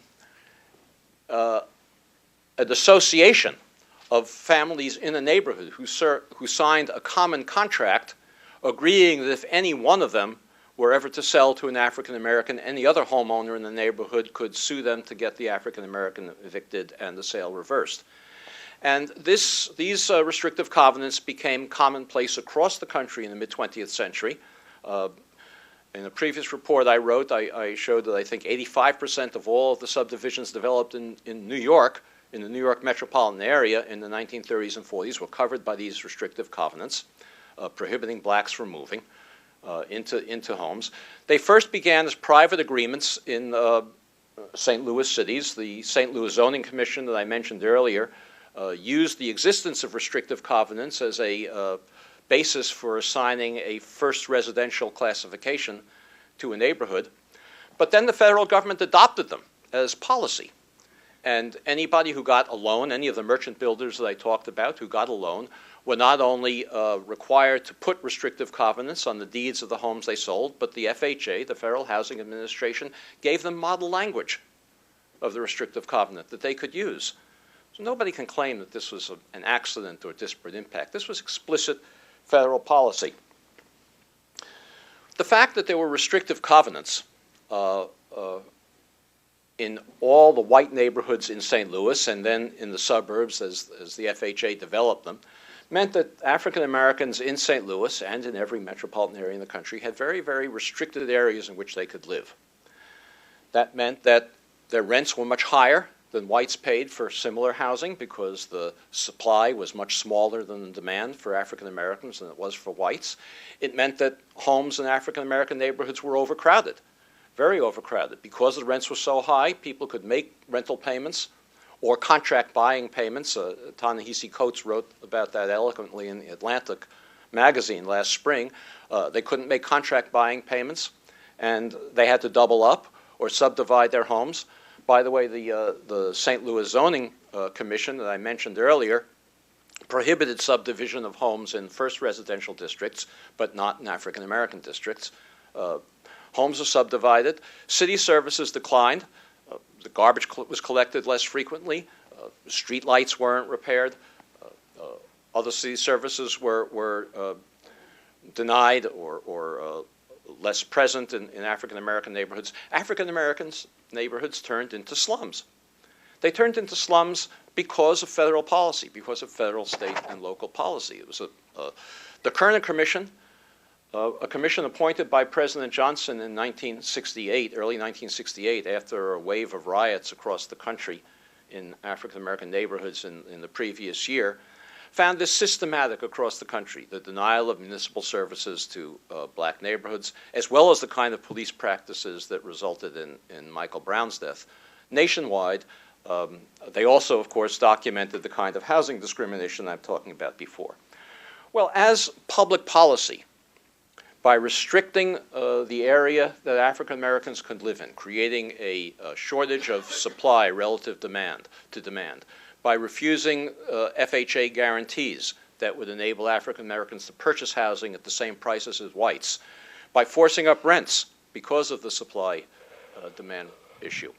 All of these policies contributed to making African American neighborhoods slums. And white families who didn't understand the history that I've just been talking about, didn't know about it, came to associate African Americans with slum dwelling.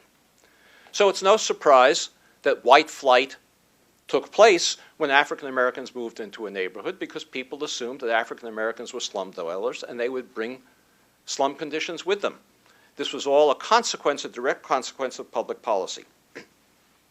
Well, once African American neighborhoods in the city of St. Louis, and again nationwide, became slums, the obvious solution was slum clearance.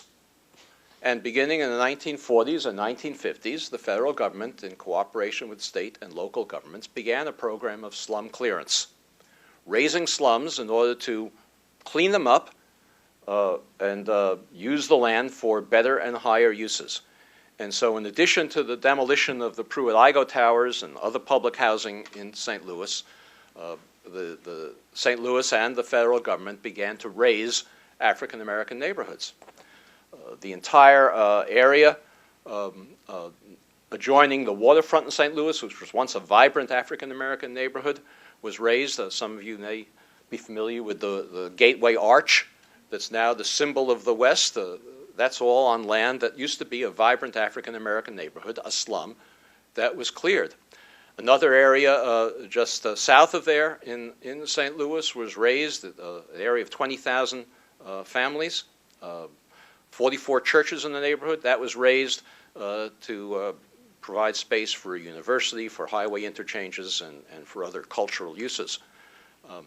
Other neighborhoods, one neighborhood, the Kosciuszko redevelopment project, an African American neighborhood was cleared in about 1960. It's still vacant today. They were very enthusiastic about clearing out the slum, but less enthusiastic about finding anything to replace it. The important thing was to clear out the slum. And so African Americans had to go somewhere. And they first pushed west and north in the city of St. Louis, trying to stay ahead of the bulldozers. And the first suburb north of St. Louis that they began to move into was Ferguson. Ferguson is now a community that is overwhelmingly black. Of its elementary schools, there are 5 elementary schools in Ferguson. 4 of them are 90% African American, and 1 is 75% African American. As somebody who spent a lot of time thinking about education, I can tell you that you cannot have schools that have high achievement when you concentrate low-income, disadvantaged families in the same school, and teachers have to spend a disproportionate amount of their time on remediation, on trying to compensate for the kind of communities that the children are forced to live in. Now, there's one other fact that I'll just take a minute in addressing. It's not really a part of the main theme, but in addition to the federal, state, and local government sponsorship of housing discrimination, which I've documented, the federal government also maintained throughout this country a dual labor market through much of the 20th century. In other words, by federal policy as well as by state and private discrimination, African Americans were not given access to the same jobs that whites were given access to. The mass of a large number of migrants to St. Louis, for example, came during World War II. There was a large arms ammunition plant in St. Louis, the St. Louis Small Arms Ammunition Facility it was called. This was true throughout the country, wherever there were defense plants built. The St. Louis Small Arms Ammunition Facility would not hire African Americans. This was a federally paid munitions factory for the war. There were protests, civil rights protests throughout the war. By 1944, the St. Louis Small Arms Ammunition Facility, which, by the way, employed 40,000 people, finally agreed to employ African Americans. They were introduced to the assembly line just as the war was ending and the plant ceased production. The big suburban housing boom that I described before, that was financed by the federal government, required a lot of construction workers. Those construction workers were represented by unions, construction trades unions, that was certified by the federal government as exclusive collective bargaining agents for the construction sites on which they worked, despite the fact that they excluded African Americans from membership. So while whites throughout the country were gaining from the construction boom that took place with suburbanization, African Americans were mostly excluded from it.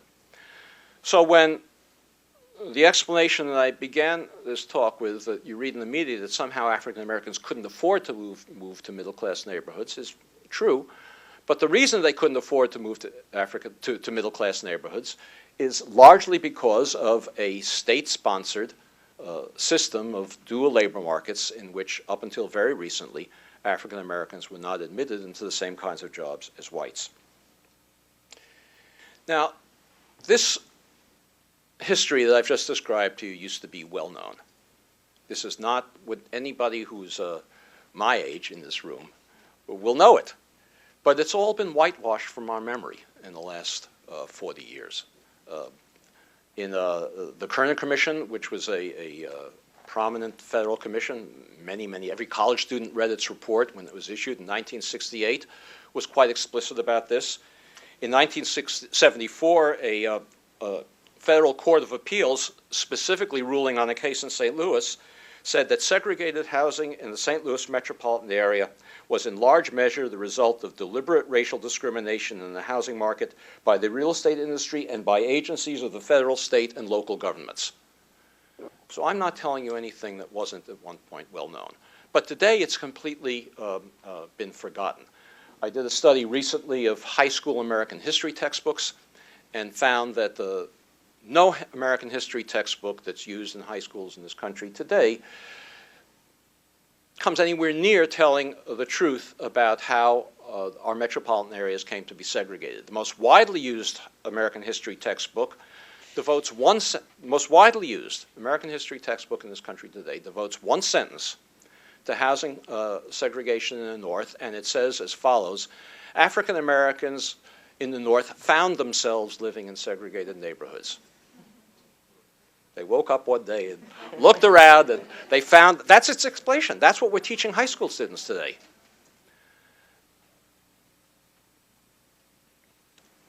In 1954, as you all know, the Supreme Court issued its decision in Brown, ruling that schools could not be segregated by law. The day after the Supreme Court ruling, Thurgood Marshall, Sharon Eiffel's predecessor, she fills his shoes well, Thurgood Marshall held a press conference. Huh? No pressure. Held a press conference in which he said, okay, we've now solved the problem of school segregation. I expect that in 5 years schools in this country will be integrated. We are now going to turn our attention to housing. And the Legal Defense Fund never did. Not in the serious way that it approached school desegregation. And the reason was that there was such massive resistance to the school desegregation decision that nobody could catch their breath in time to follow through with the results, with the vow to address housing. I spoke to another one of Thurgood Marshall's successors recently, not Sherilyn, and he said to me, you know, he said, if we had done housing desegregation rather than school desegregation, we would have accomplished more for school desegregation than we accomplished by approaching school desegregation directly.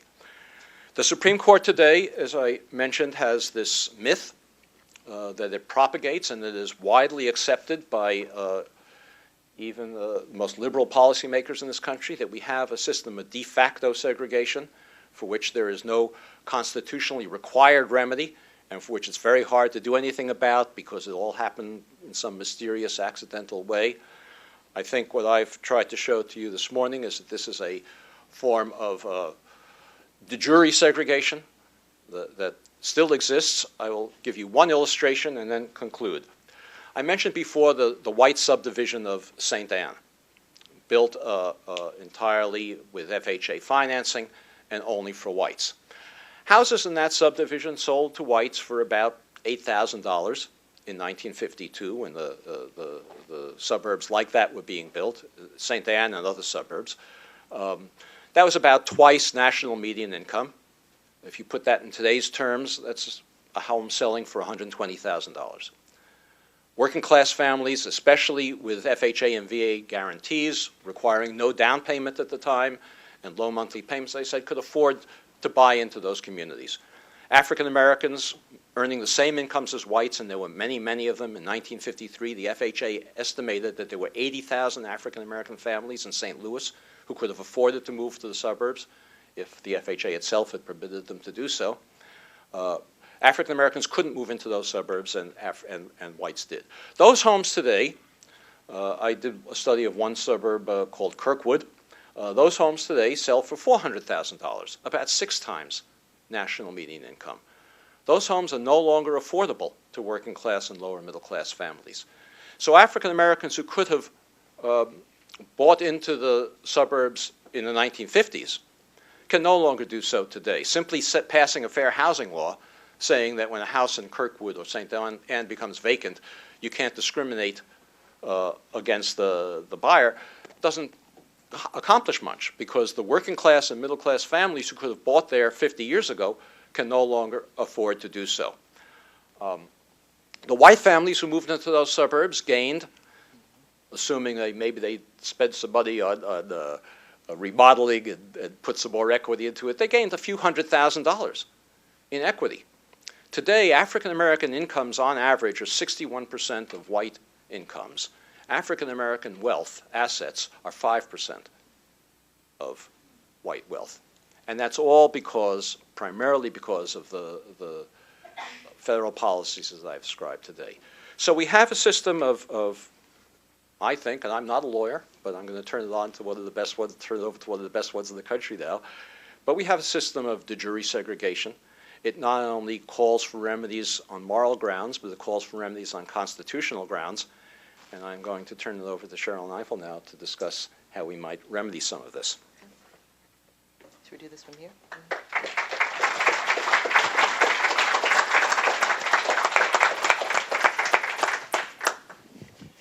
Let me stick my oar in for a minute. I'm Bob Kuttner. I'm really honored to be moderating this, and after Sherilyn concludes, we'll take some questions from the audience. This is very incestuous. The histories of EPI and the prospect bridged by my friend Richard go back a long ways. And I should say that this summer, when Richard mentioned to me that he was doing this study for EPI, I said to him, "Oh boy, do you think there's any way you could break out a shorter version for the prospect?" And Richard did.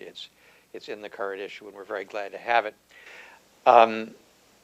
Just to take one moment and echo what Richard said, it is astonishing that 44 years after the Kerner Commission report, we are having this conversation.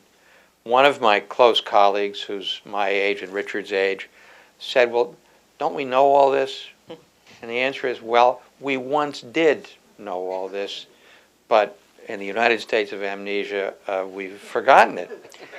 And I think the other point that cannot be underscored too much, that is in Richard's longer paper and in the shorter version in the prospect, is that these patterns cast a long, long, long shadow, and that they keep reinfecting themselves. The racism that was official, that was stimulated by private prejudice, that then reinforced private prejudice, is reinfected 44 years after the Kerner Commission talked about institutional racism. It's reinfected by the discriminatory policies in the subprime crisis, where African American families were targeted to receive loans that they could not pay back once the interest rates reset, even though more than half of the African American families that were targeted to get subprime exploding loans qualified for conventional loans. Racism reinfects itself when a community like Ferguson that is shortchanged by budget cuts then relies on very high fines, which then leaves a disproportionate number of African American young people with warrants out for their arrest because they haven't paid fines that they couldn't afford that might be traffic tickets. And you have a situation that's reminiscent of an African in South Africa during the apartheid regime who doesn't have his passbook. You know, you are just a sitting duck for police violence. And to say that somehow, because these policies were officially changed in the 60s or the 70s, they don't continue to cast a long shadow, is to completely misunderstand history and completely misunderstand the current reality. Cheryl? So thank you. That was a lot to take in, and I really commend to all of you to actually engage the material that Richard developed, either through the American Prospect article or through the longer paper, in part because of what he said, which is that this is information that we have conveniently forgotten. We've been encouraged to forget it in some ways by the Supreme Court, which has infused the jurisprudence of civil rights law with a kind of quest and hunt for real-life racists. The idea of intentional discrimination as kind of being the hook for proving that a practice or a policy is discriminatory has focused our attention on the lurid details of an actual individual engaged in actual conduct, and has turned too much of our attention as a country away from the structures and policies that those who actually had racial animus created, and that cast this long shadow that was just described. So take for a minute what Richard just kind of cataloged and try to assign a dollar value to it. So we're talking about the FHA policies, mortgage insurance. And I think in your paper at one point, Richard, you said at its height, which I think was in 1943, the FHA financed 80% of all private home construction nationwide. 80%. So that means 80% of the homes that were built in the 1940s, during that period, were subject to the affirmatively segregative requirements that Richard was just talking about in his remarks. So we're talking about something that has embedded and infected housing throughout this country. He talked about the incentive to create white suburbs. Not only were white suburbs supported by these building guarantees through the FHA, but you had to be able to get to the suburbs. And so the investment in the interstate highway system and in federal highways was designed to support suburban living for low and middle income white Americans. public housing, which Richard just talked about, segregated public housing, the requirement that you could not have integrated public housing, and in fact, the dismantling of integrated neighborhoods to create segregated public housing. And then, of course, the issue of municipal services that Richard also raised, and the disparities in municipal services between black and white communities. So if you add all of this up, you are talking about billions of dollars invested in creating a segregated infrastructure in the United States. Then you have to ask yourself, what has been the investment in undoing that segregated infrastructure? Right. Let's suppose we're all nice people and there are no racists anymore in America. Let's suppose that happened. Even that would not change the structure that Richard just described and that is so deeply embedded in the housing infrastructure in this country. It would require affirmative acts to actually undo the damage that has been done. And that's the investment that's never been made. Fair Housing Act was passed in 1968. You heard the cities that Richard was identifying. Fair Housing Act, is the Civil Rights Act that's largely known as the Northern Civil Rights Act, right? It was really meant to address and was passed in response to urban unrest that happened in cities in 1966 and 1968, and was meant to deal with and address the housing crisis in northern cities, I guess in the case of Baltimore, kind of up south, largely. The Fair Housing Act includes in it not only the obligation not to discriminate in housing, but it also included in it the obligation to affirmatively further fair housing. What that means is that jurisdictions had the affirmative obligation to promote integrated housing and fair housing practices. But for many decades, that requirement was never really enforced. LDF and other groups pressed for some time to compel HUD to issue a regulation on affirmatively furthering fair housing. In other words, a regulation that would explain and make clear to local jurisdictions their affirmative obligations under the Fair Housing Act. And that regulation was just proposed this past July. This is pretty important, though. Here's what it means, affirmatively furthering fair housing. It means improving integrated living patterns and overcoming historic patterns of segregation, reducing racial and ethnic concentrations of poverty, reducing disparities by race, color, religion, sex, familial status, national origin, or disability and access to community assets such as education, transit access, and employment, as well as exposure to environmental health hazards and other stressors that harm a person's quality of life, and responding to disproportionate housing needs by protected class. Let's imagine that jurisdictions at the state and local level actually believed that that was their set of obligations around housing policy. What might our housing policy at the state and local and federal level look like? And what might we, if we are serious about upholding the requirement to affirmatively further fair housing, how might we begin to undo some of the segregative infrastructure that was created over a century and that we live with today?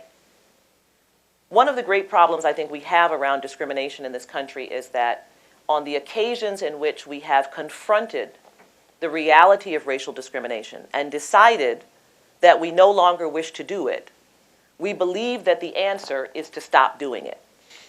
We believe, in other words, that the answer is simply to stop doing the bad thing we were doing before. What we don't take on is the obligation to affirmatively undo the damage that we did before, to try and fix, correct, transform, undermine, and change fundamentally the conditions that were created based on racial discrimination. And our housing situation in the United States, whether we're talking about St. Louis or whether we're talking about Baltimore, is a reflection of that. We are being asked to pick up the pieces with a table that was already set and that has held in place racial groups through this housing policy. The last piece I think is really important is to talk about the connection of this to the economic empowerment of racial minorities. In this country, we have accepted the idea of home ownership as the means of accumulating wealth. And of course, the housing crisis and the financial crisis of 2008 devastated millions of Americans with a disproportionate effect on African Americans. 25% of African Americans found themselves either in foreclosure or near foreclosure as a result of the 2008 housing crisis. So to the extent the idea of wealth, the accumulation of wealth within a family or within a community is premised on home ownership, all of the material that was assembled and described by Richard begins to explain to you the wealth disparity that he also described. And the consequences of that wealth disparity are not just about the disposable income that you have to do things, but it's about your ability to determine where you live, what schools your children will go to, whether your children will be able to participate in higher education, whether you have savings for your elderly parents or whether you have to use the money that you are earning to support elderly or sick parents. Everything about your economic soundness and that of your children and your grandchildren is expressed through your wealth. And to the extent we have failed to focus on housing, we have not only locked communities into segregated enclaves, but we have perpetuated the lack of wealth and the lack of economic stability of African American communities, families, and individuals. So Richard is quite right. At LDF, we're spending a lot of time thinking about housing segregation and how we begin to get our hands around it. It is, of course, deeply connected with education, but I think as today's presentation demonstrates, it's deeply connected with almost everything. It's deeply connected with the soundness of the outlook for any family, white or African American. And so the questions before us are, how do we begin to unpack the structures and the consequences of the structures that we've looked at? One way is in the way that I've described, looking at the affirmatively furthering fair housing regulation and how we can give that real meaning.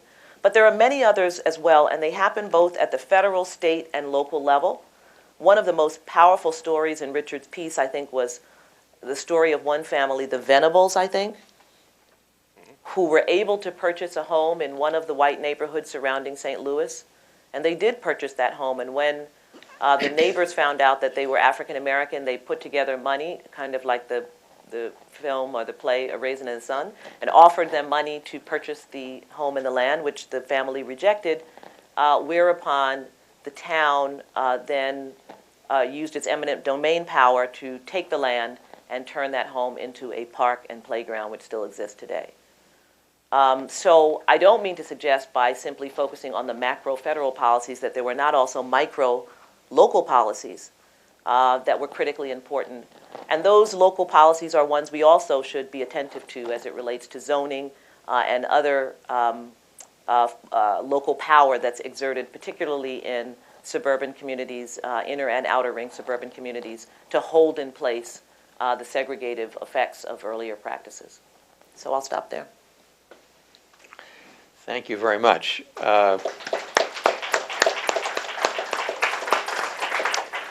So the floor is open for questions. While Christian is collecting some live questions, here's one from Alex, who's watching in New Orleans. In her book, Sherilyn documented how whites suppressed their experience of lynching. How can righteous people help whites accept responsibility for the history being discussed today? That's an interesting question. And thank you for it. The question refers to a section in the book that I wrote about whites who had actually been present at lynchings and who kind of conveniently forgot that these events happened and the suppression of those memories. I think that's a pretty tall order to ask people to help whites confront this history. I do think that, the truth is this history has been covered for everyone. I suspect that most of the people in this room who've not been engaged with Richard's work or who are not engaged in housing work in general probably don't know this history, whatever race they are from, which is why Richard's comments about what's in our high school textbooks is so important, because we're not teaching it anymore. And I think that, you know, in many ways, this is the place that arguably is easier to absorb, because it's about structures and institutions and not about individual people. That so much of the anxiety around talking about race is the fear that people have that they individually will be branded a racist. And here, I think part of what we're trying to suggest, not that there aren't individual racists and not that private racism doesn't continue to be a problem, but that the attention really needs to be on these structures that we've inherited.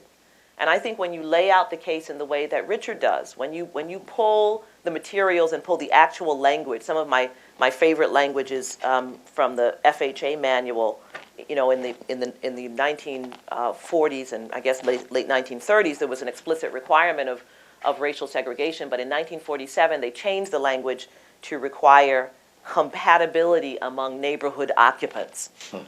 You know, when you pull that language out and you make it apparent and you show it to people, I think there isn't a lot of convincing to do. This is not like on the one hand, on the other hand. This is what exactly happened. These are facts.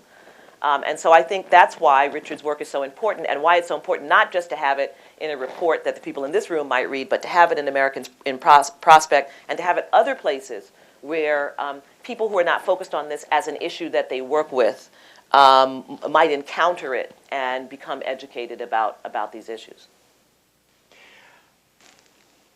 Let me take a couple more, then I want to do one of my own questions. Are there government policies in place today that support gentrification in urban areas?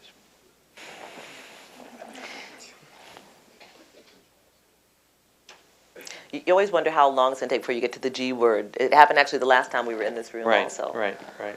Of course. I mean, there are all kinds of policies that relate to, you know, loans and capital, the ability to amass capital, to purchase property. We've been working in Detroit, actually working on water issues, and we've kind of stumbled across a whole set of pretty obnoxious housing issues in which, you know, if you haven't paid your water bill at some point, your house can be kind of sold at auction, and in which buyers can bundle up houses together and buy them for a very low amount. So there are, particularly in economically distressed neighborhoods and communities, always incentives that, and many of them are local. You know, in Baltimore, we had this bizarre system of ground rents that caused many people to lose their homes, and that you know, help people gentrify, where you own the home, but there's also something called a ground rent, and you have to pay the ground rent also, which very few people knew. You thought you purchased the home, but the ground rent was very small, but you wouldn't know about it, and so over 15 years or 20 years it would accumulate, and then it would be this huge amount of money, which of course you didn't have, and you would lose your home because you'd been paying your mortgage, but you weren't paying the ground rent. And so then, because of the depressed property values in those communities, others were able to come in, purchase those homes, renovate those homes, and transform those communities into kind of gentrified neighborhoods that could not support the population that was a working class population. So there are, you know, a number of policies that continue to support gentrification. And actually, Richard in his paper talks about, you know, the way in which things have flipped, right? That it used to be you know, working class and African Americans in the inner city surrounded by middle class people in the suburbs, and now increasingly it's, you know, middle class and up and coming strivers in the cities, and, you know, low income, middle income, and African Americans in the outer ring suburbs. And so the you know, the reverse incentives have kind of sent the population going wherever, you know, the population that is funded is able to move wherever they want, and the rest of us are kind of just following behind, whether it's in or out.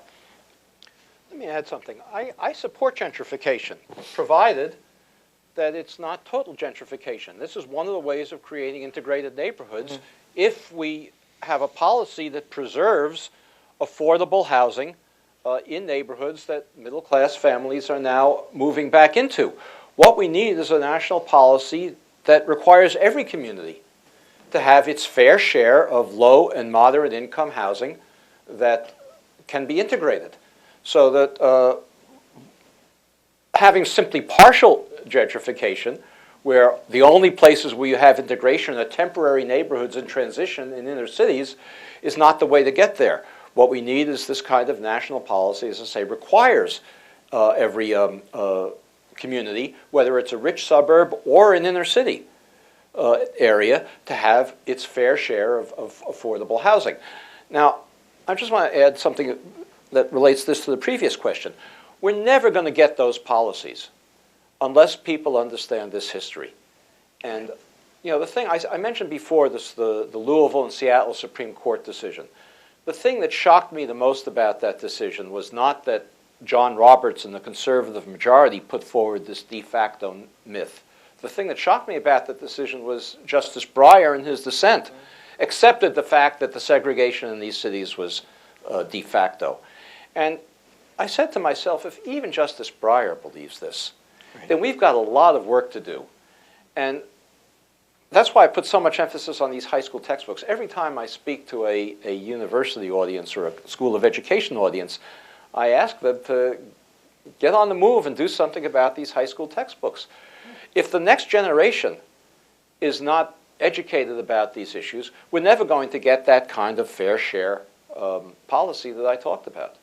Can I just add one thing, which is yet another practice that can be helpful is kind of, you know, inclusionary development practices, where you require those who are developing in a community, so going back to your gentrification point, that there's a certain percentage of units that they have to maintain that are affordable housing, whether it's 20% or whether it's 25%, so that even any person who seeks to kind of develop in a community has to set aside some of its housing to try and affirmatively further housing integration, which I think is critically important as well. I would just say on the textbook issue, I think it's absolutely important. I also think we should not ignore the fact that, you know, what I think about for myself is what I learned about the history of race and discrimination in this country, I actually did not learn from high school textbooks. So I also think while we ought to be pushing for that, we also ought to be recognizing that there are many other education platforms that we have the opportunity to influence, and we should be influencing them as well with this information. Right. So here's a question that really follows quite logically from the last one. This is from Julie. Are there any communities doing it right when it comes to reversing the effects of institutional housing discrimination?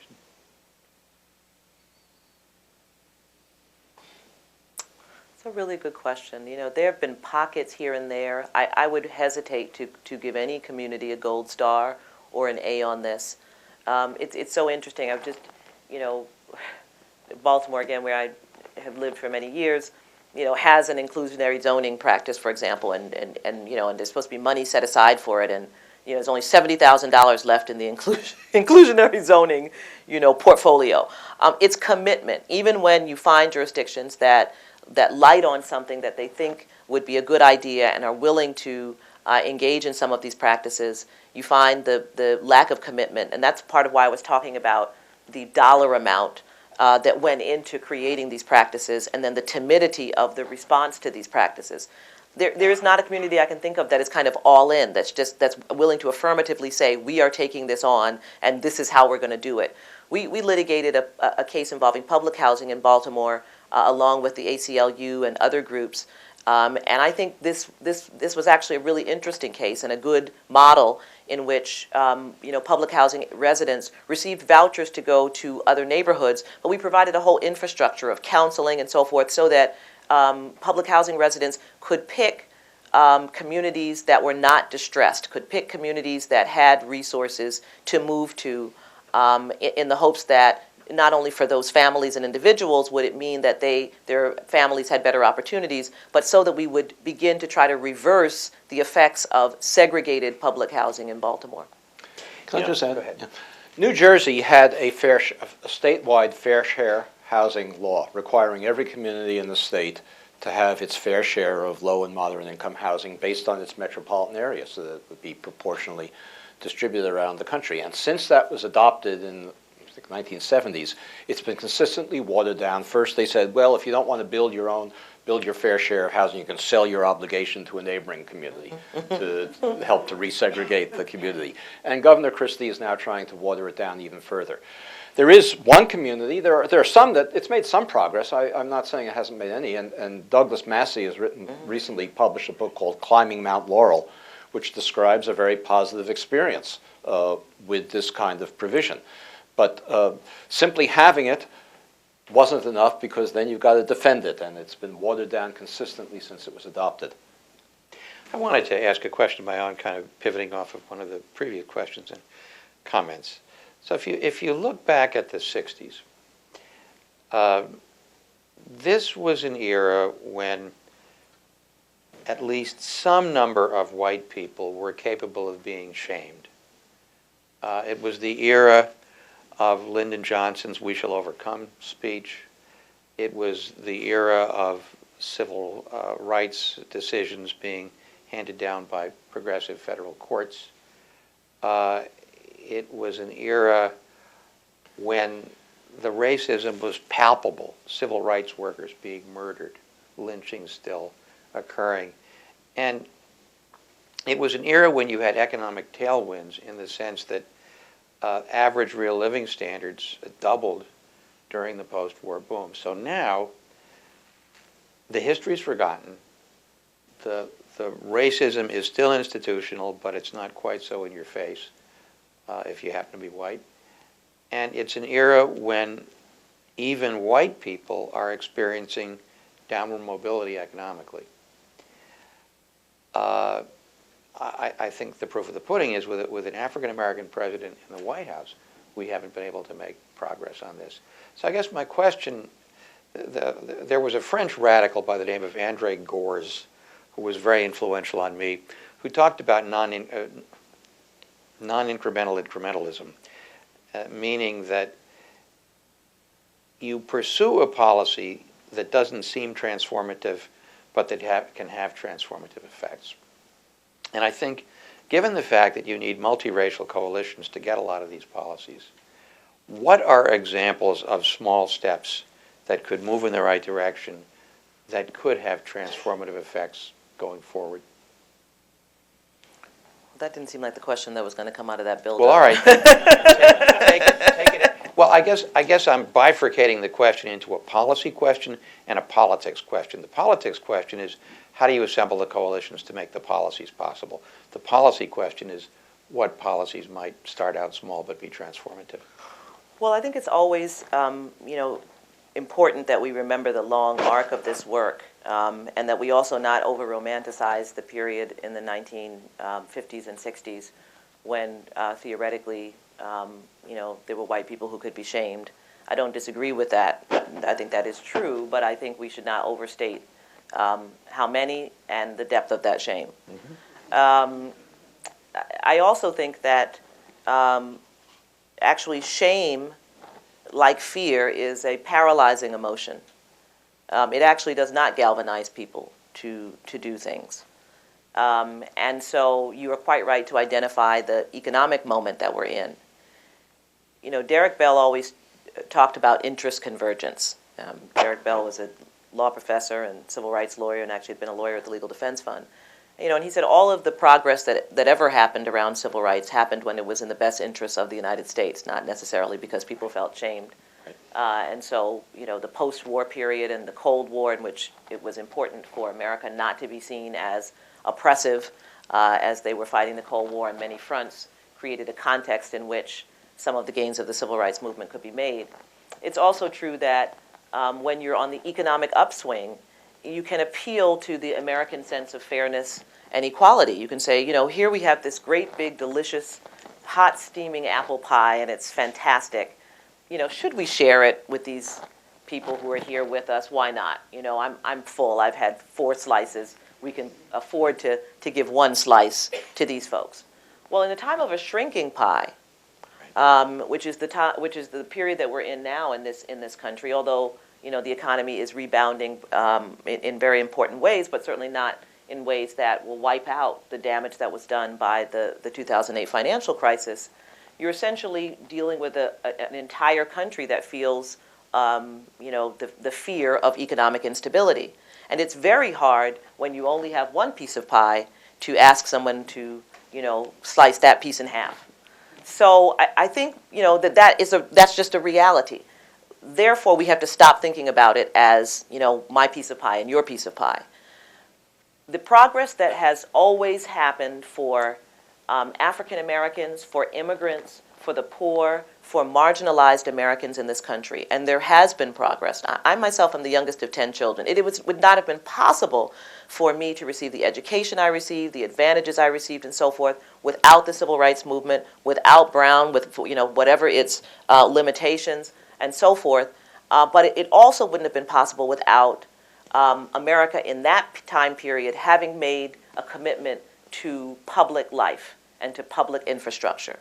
And the only way you have an opportunity to really reverse these kinds of policies and to create these coalitions is when you have a commitment to building a robust infrastructure, whether it's public highways, whether it's public universities, whether it's public education, K through 12. It is it's public parks, all of the public infrastructure that was created to accommodate the immigrant population, for example, in New York in the early 1900s. Right? The system was created, the public education system, vaccination, sanitation, public parks, all of that was, if you read the rhetoric, they were just as racist, although it was about Italians and Irish. But the answer, they thought, was to create this public infrastructure to accommodate this population.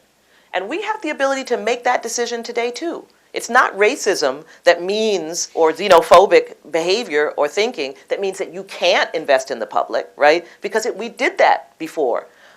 So we could make the choice to do that again. But we have to understand that's the choice before us. That as we increasingly talk about, a privatized America as the ideal, we are walking away from an America that has the ability to deal with this past. And I would just like to put in a plug for our hosts, EPI, because EPI is all about restoring public investment, raising wages, improving family incomes, and that is indeed, as you're suggesting, one way of diffusing racial strife and emphasizing racial commonality. Here's another question. In cities that have African American mayors or minorities, other minorities, it's not a good word to use these days, diverse city councils controlling local governments, such as Washington, what are these cities doing to take the lead to integrate housing? Well, again, it's always interesting that we think those should be the cities that take the lead, but it's really interesting, and I'm glad you asked the question because, or whoever asked, thank you.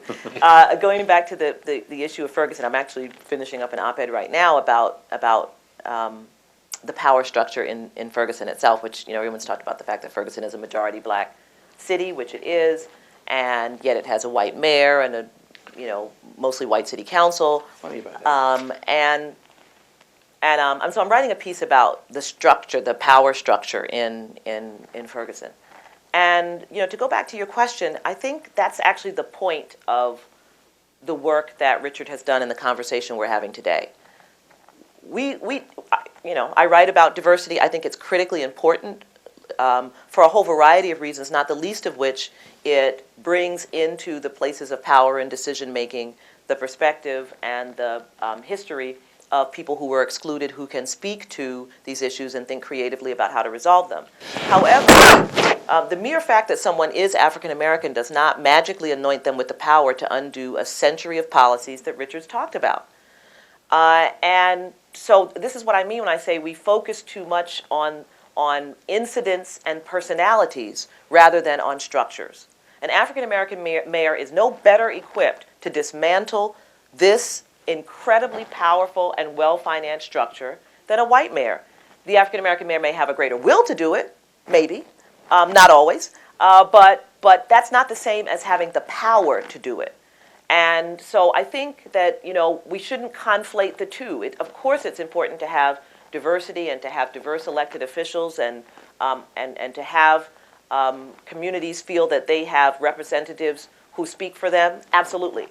But the question of how we dismantle a centuries-old structure that was embedded and put in place by the federal government at the cost of billions of dollars is a question we have to answer at a much higher pay grade. Here's a question for Richard. You said in your remarks that schools in high poverty, racially segregated neighborhoods cannot be successful. Do you believe this? And if so, why? I don't think I said that. I said that students who attend schools in which poverty is highly concentrated cannot achieve at the high levels that we expect.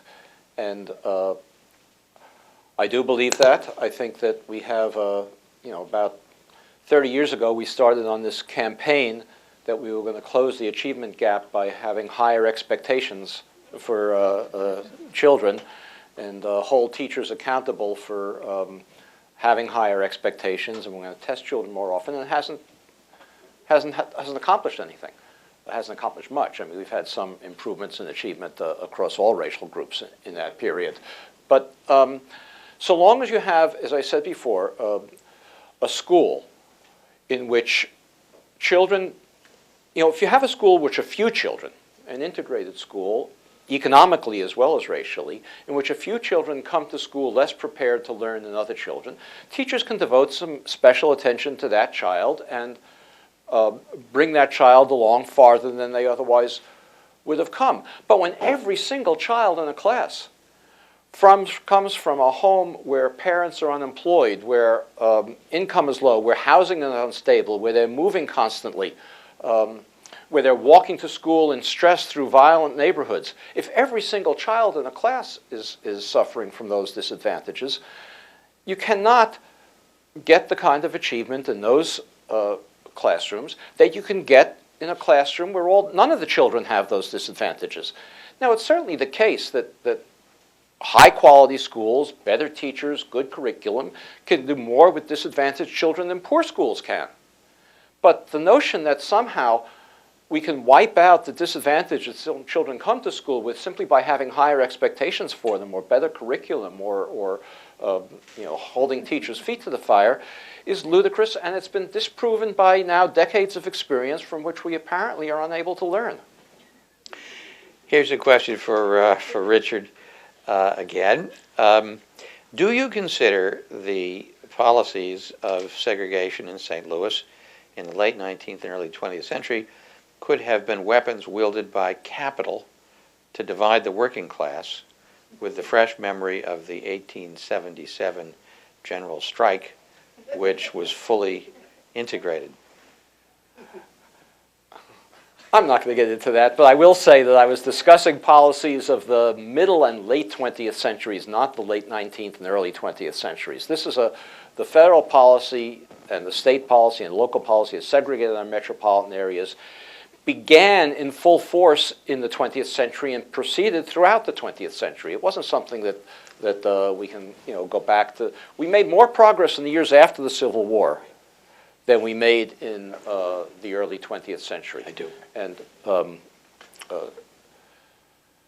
I would just think that this is one of the most shocking things, because I think many Americans grow up feeling that what occurred over the past now 150 years is an unfortunate legacy of slavery that sort of gradually got better and better. And I think the important contribution to this research is to show that it actually got worse.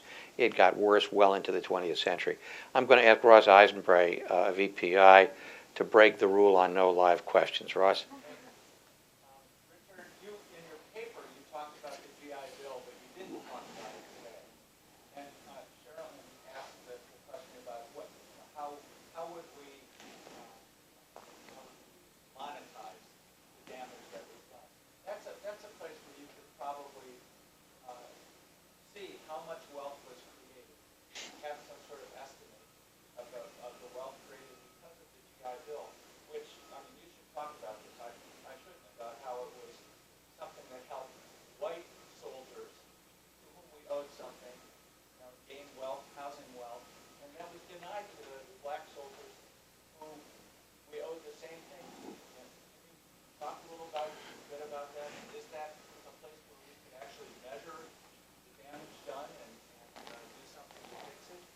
Well, just briefly, the question was, can I talk for a minute about the GI Bill, which I didn't mention in my talk.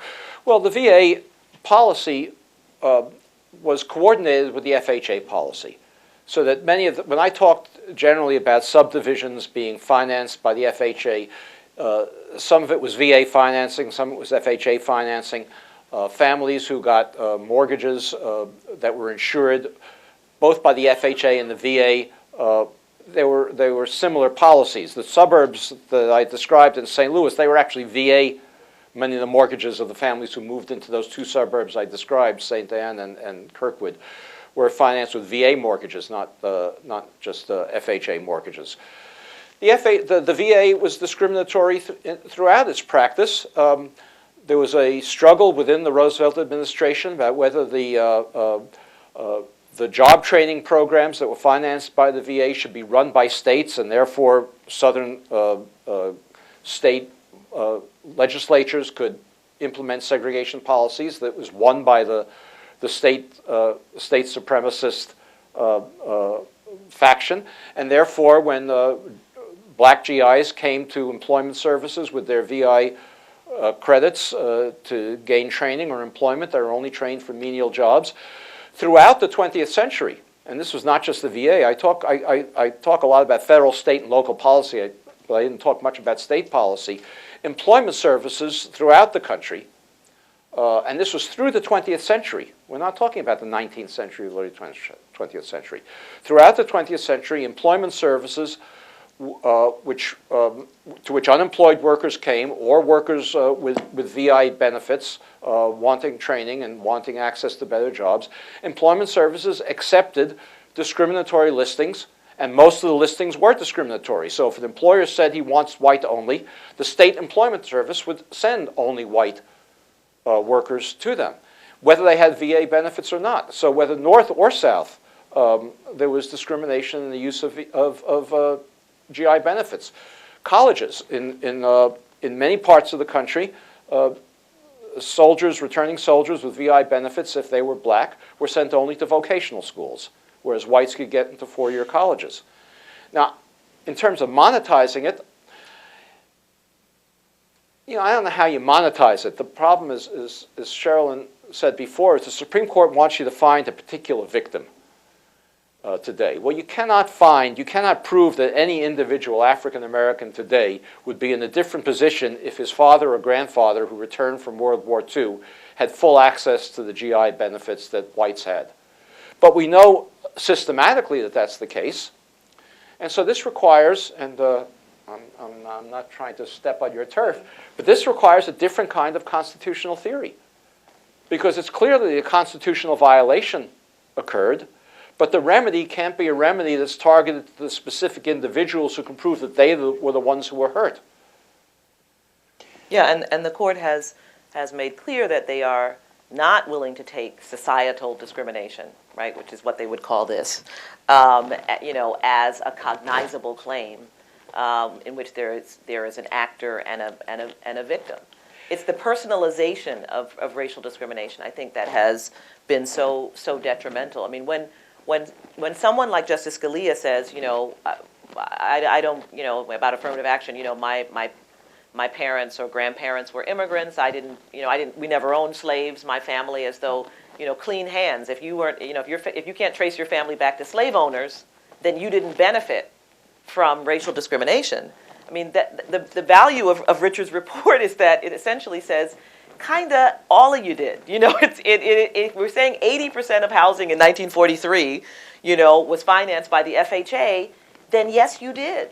You benefited from a set of policies that did not impose the kinds of restrictions on your family that it imposed on African American families. And so that's the difficulty. It did not require the individual homeowner. Let's leave aside racially restrictive covenants for a minute, or belonging to an association of racially restrictive covenants. It didn't require the individual homeowner themselves to be personally, affirmatively racist.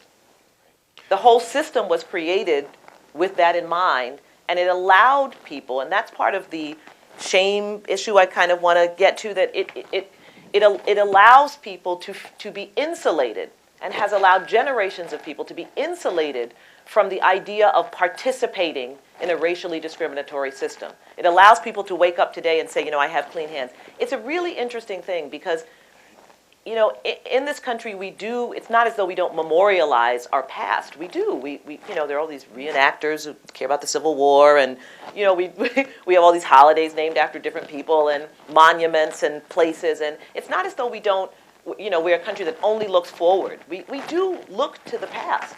We do recognize the past. And we do also recognize that, you know, even if your family just got here last year, you probably still go out for the, you know, you still do the cookout on the 4th of July. You celebrate all the holidays as though, you know, you had anything to do with them. You were, you know, your family wasn't here in 1776. They didn't fight in any wars. But, you know, you got your flag out for Memorial Day. I mean, you do all the stuff because you were the beneficiary of people who did things before. Right? For all the good stuff, we recognize that. You know, we open up the tap and water comes out, and, you know, we didn't lay the pipes and our parents didn't lay the pipes, but somebody laid the pipes under Washington, D.C., and as a result, we can turn on the tap and water comes out, right? And we accept that. But when it comes to this other part of our history, somehow we believe we have the right to decide whether we are beneficiaries of it or not, whether we are connected to it or not, whether we have to study it or not, whether we have to pay attention to it or not. And to the extent you bring it to people, it is as though you were trying to provoke this feeling of shame, rather than what I think Richard is doing, in fact, quite dispassionately, which is to say, these are the facts. Just like, you know, if I showed you the facts about you know, Paul Revere's ride. It is what it is. And I think that's what we're really struggling with. Let me withdraw the word shame, and I think a better concept here is scales falling from the eyes. Richard, last word. Well, I just want to say, in response to, you know, Sherilyn, who heads the Legal Defense Fund, has to be worried about the court, what the court thinks. I don't care what the court thinks. When Thurgood Marshall began his campaign, his crusade to desegregate schools, it was in 1933. He had a 20-year strategy. What we need to worry about is what the court is going to think 20 years from now, not what the court thinks today. And there's going to be a different court 20 years from now. But I guarantee that if the American public, if policymakers, if educated people haven't educated themselves to what is required and what the reality of this history is, there's no chance that the Supreme Court is going to take the lead. So what we've got to do, it seems to me, is not so much worry about what the present court thinks, because we're not going to take this to the court this year. But what we need to do is create a new climate of opinion, a new awareness, more scales falling from the eyes, over the next 20 years, so that when we do have a consensus in this country about the need to do something, the Supreme Court will, as it always does, follow. I can't give the last word on that because I actually think this is the critically important point, and I say this to our staff all the time. I'm actually quite uninterested in having long conversations about, you know, the conservative Supreme Court and because the reality is courts do change, this court will change. And what I think of as our challenge at the Legal Defense Fund is, you know, you talk about the 20-year strategy.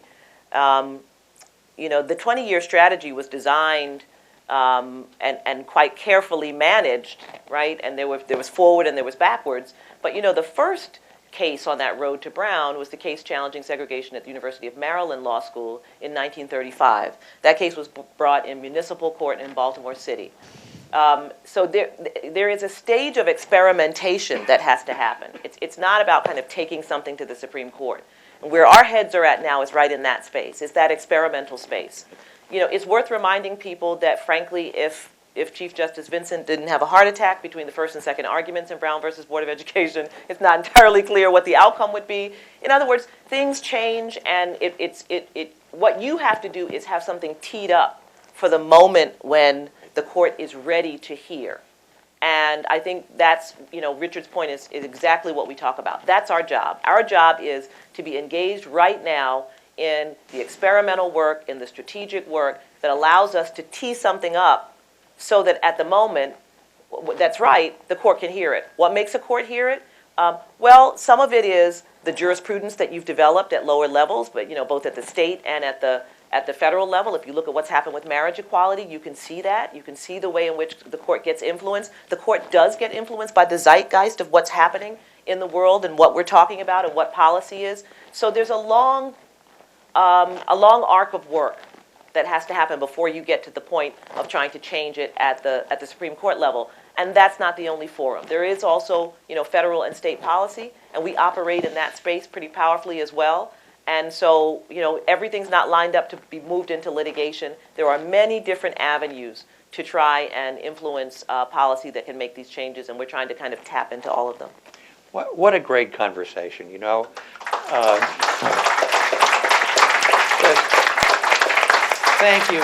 Thank you both so much for this discussion. Thank you both so much for your work. Thank you to EPI and the Prospect for sponsoring this. Thank you.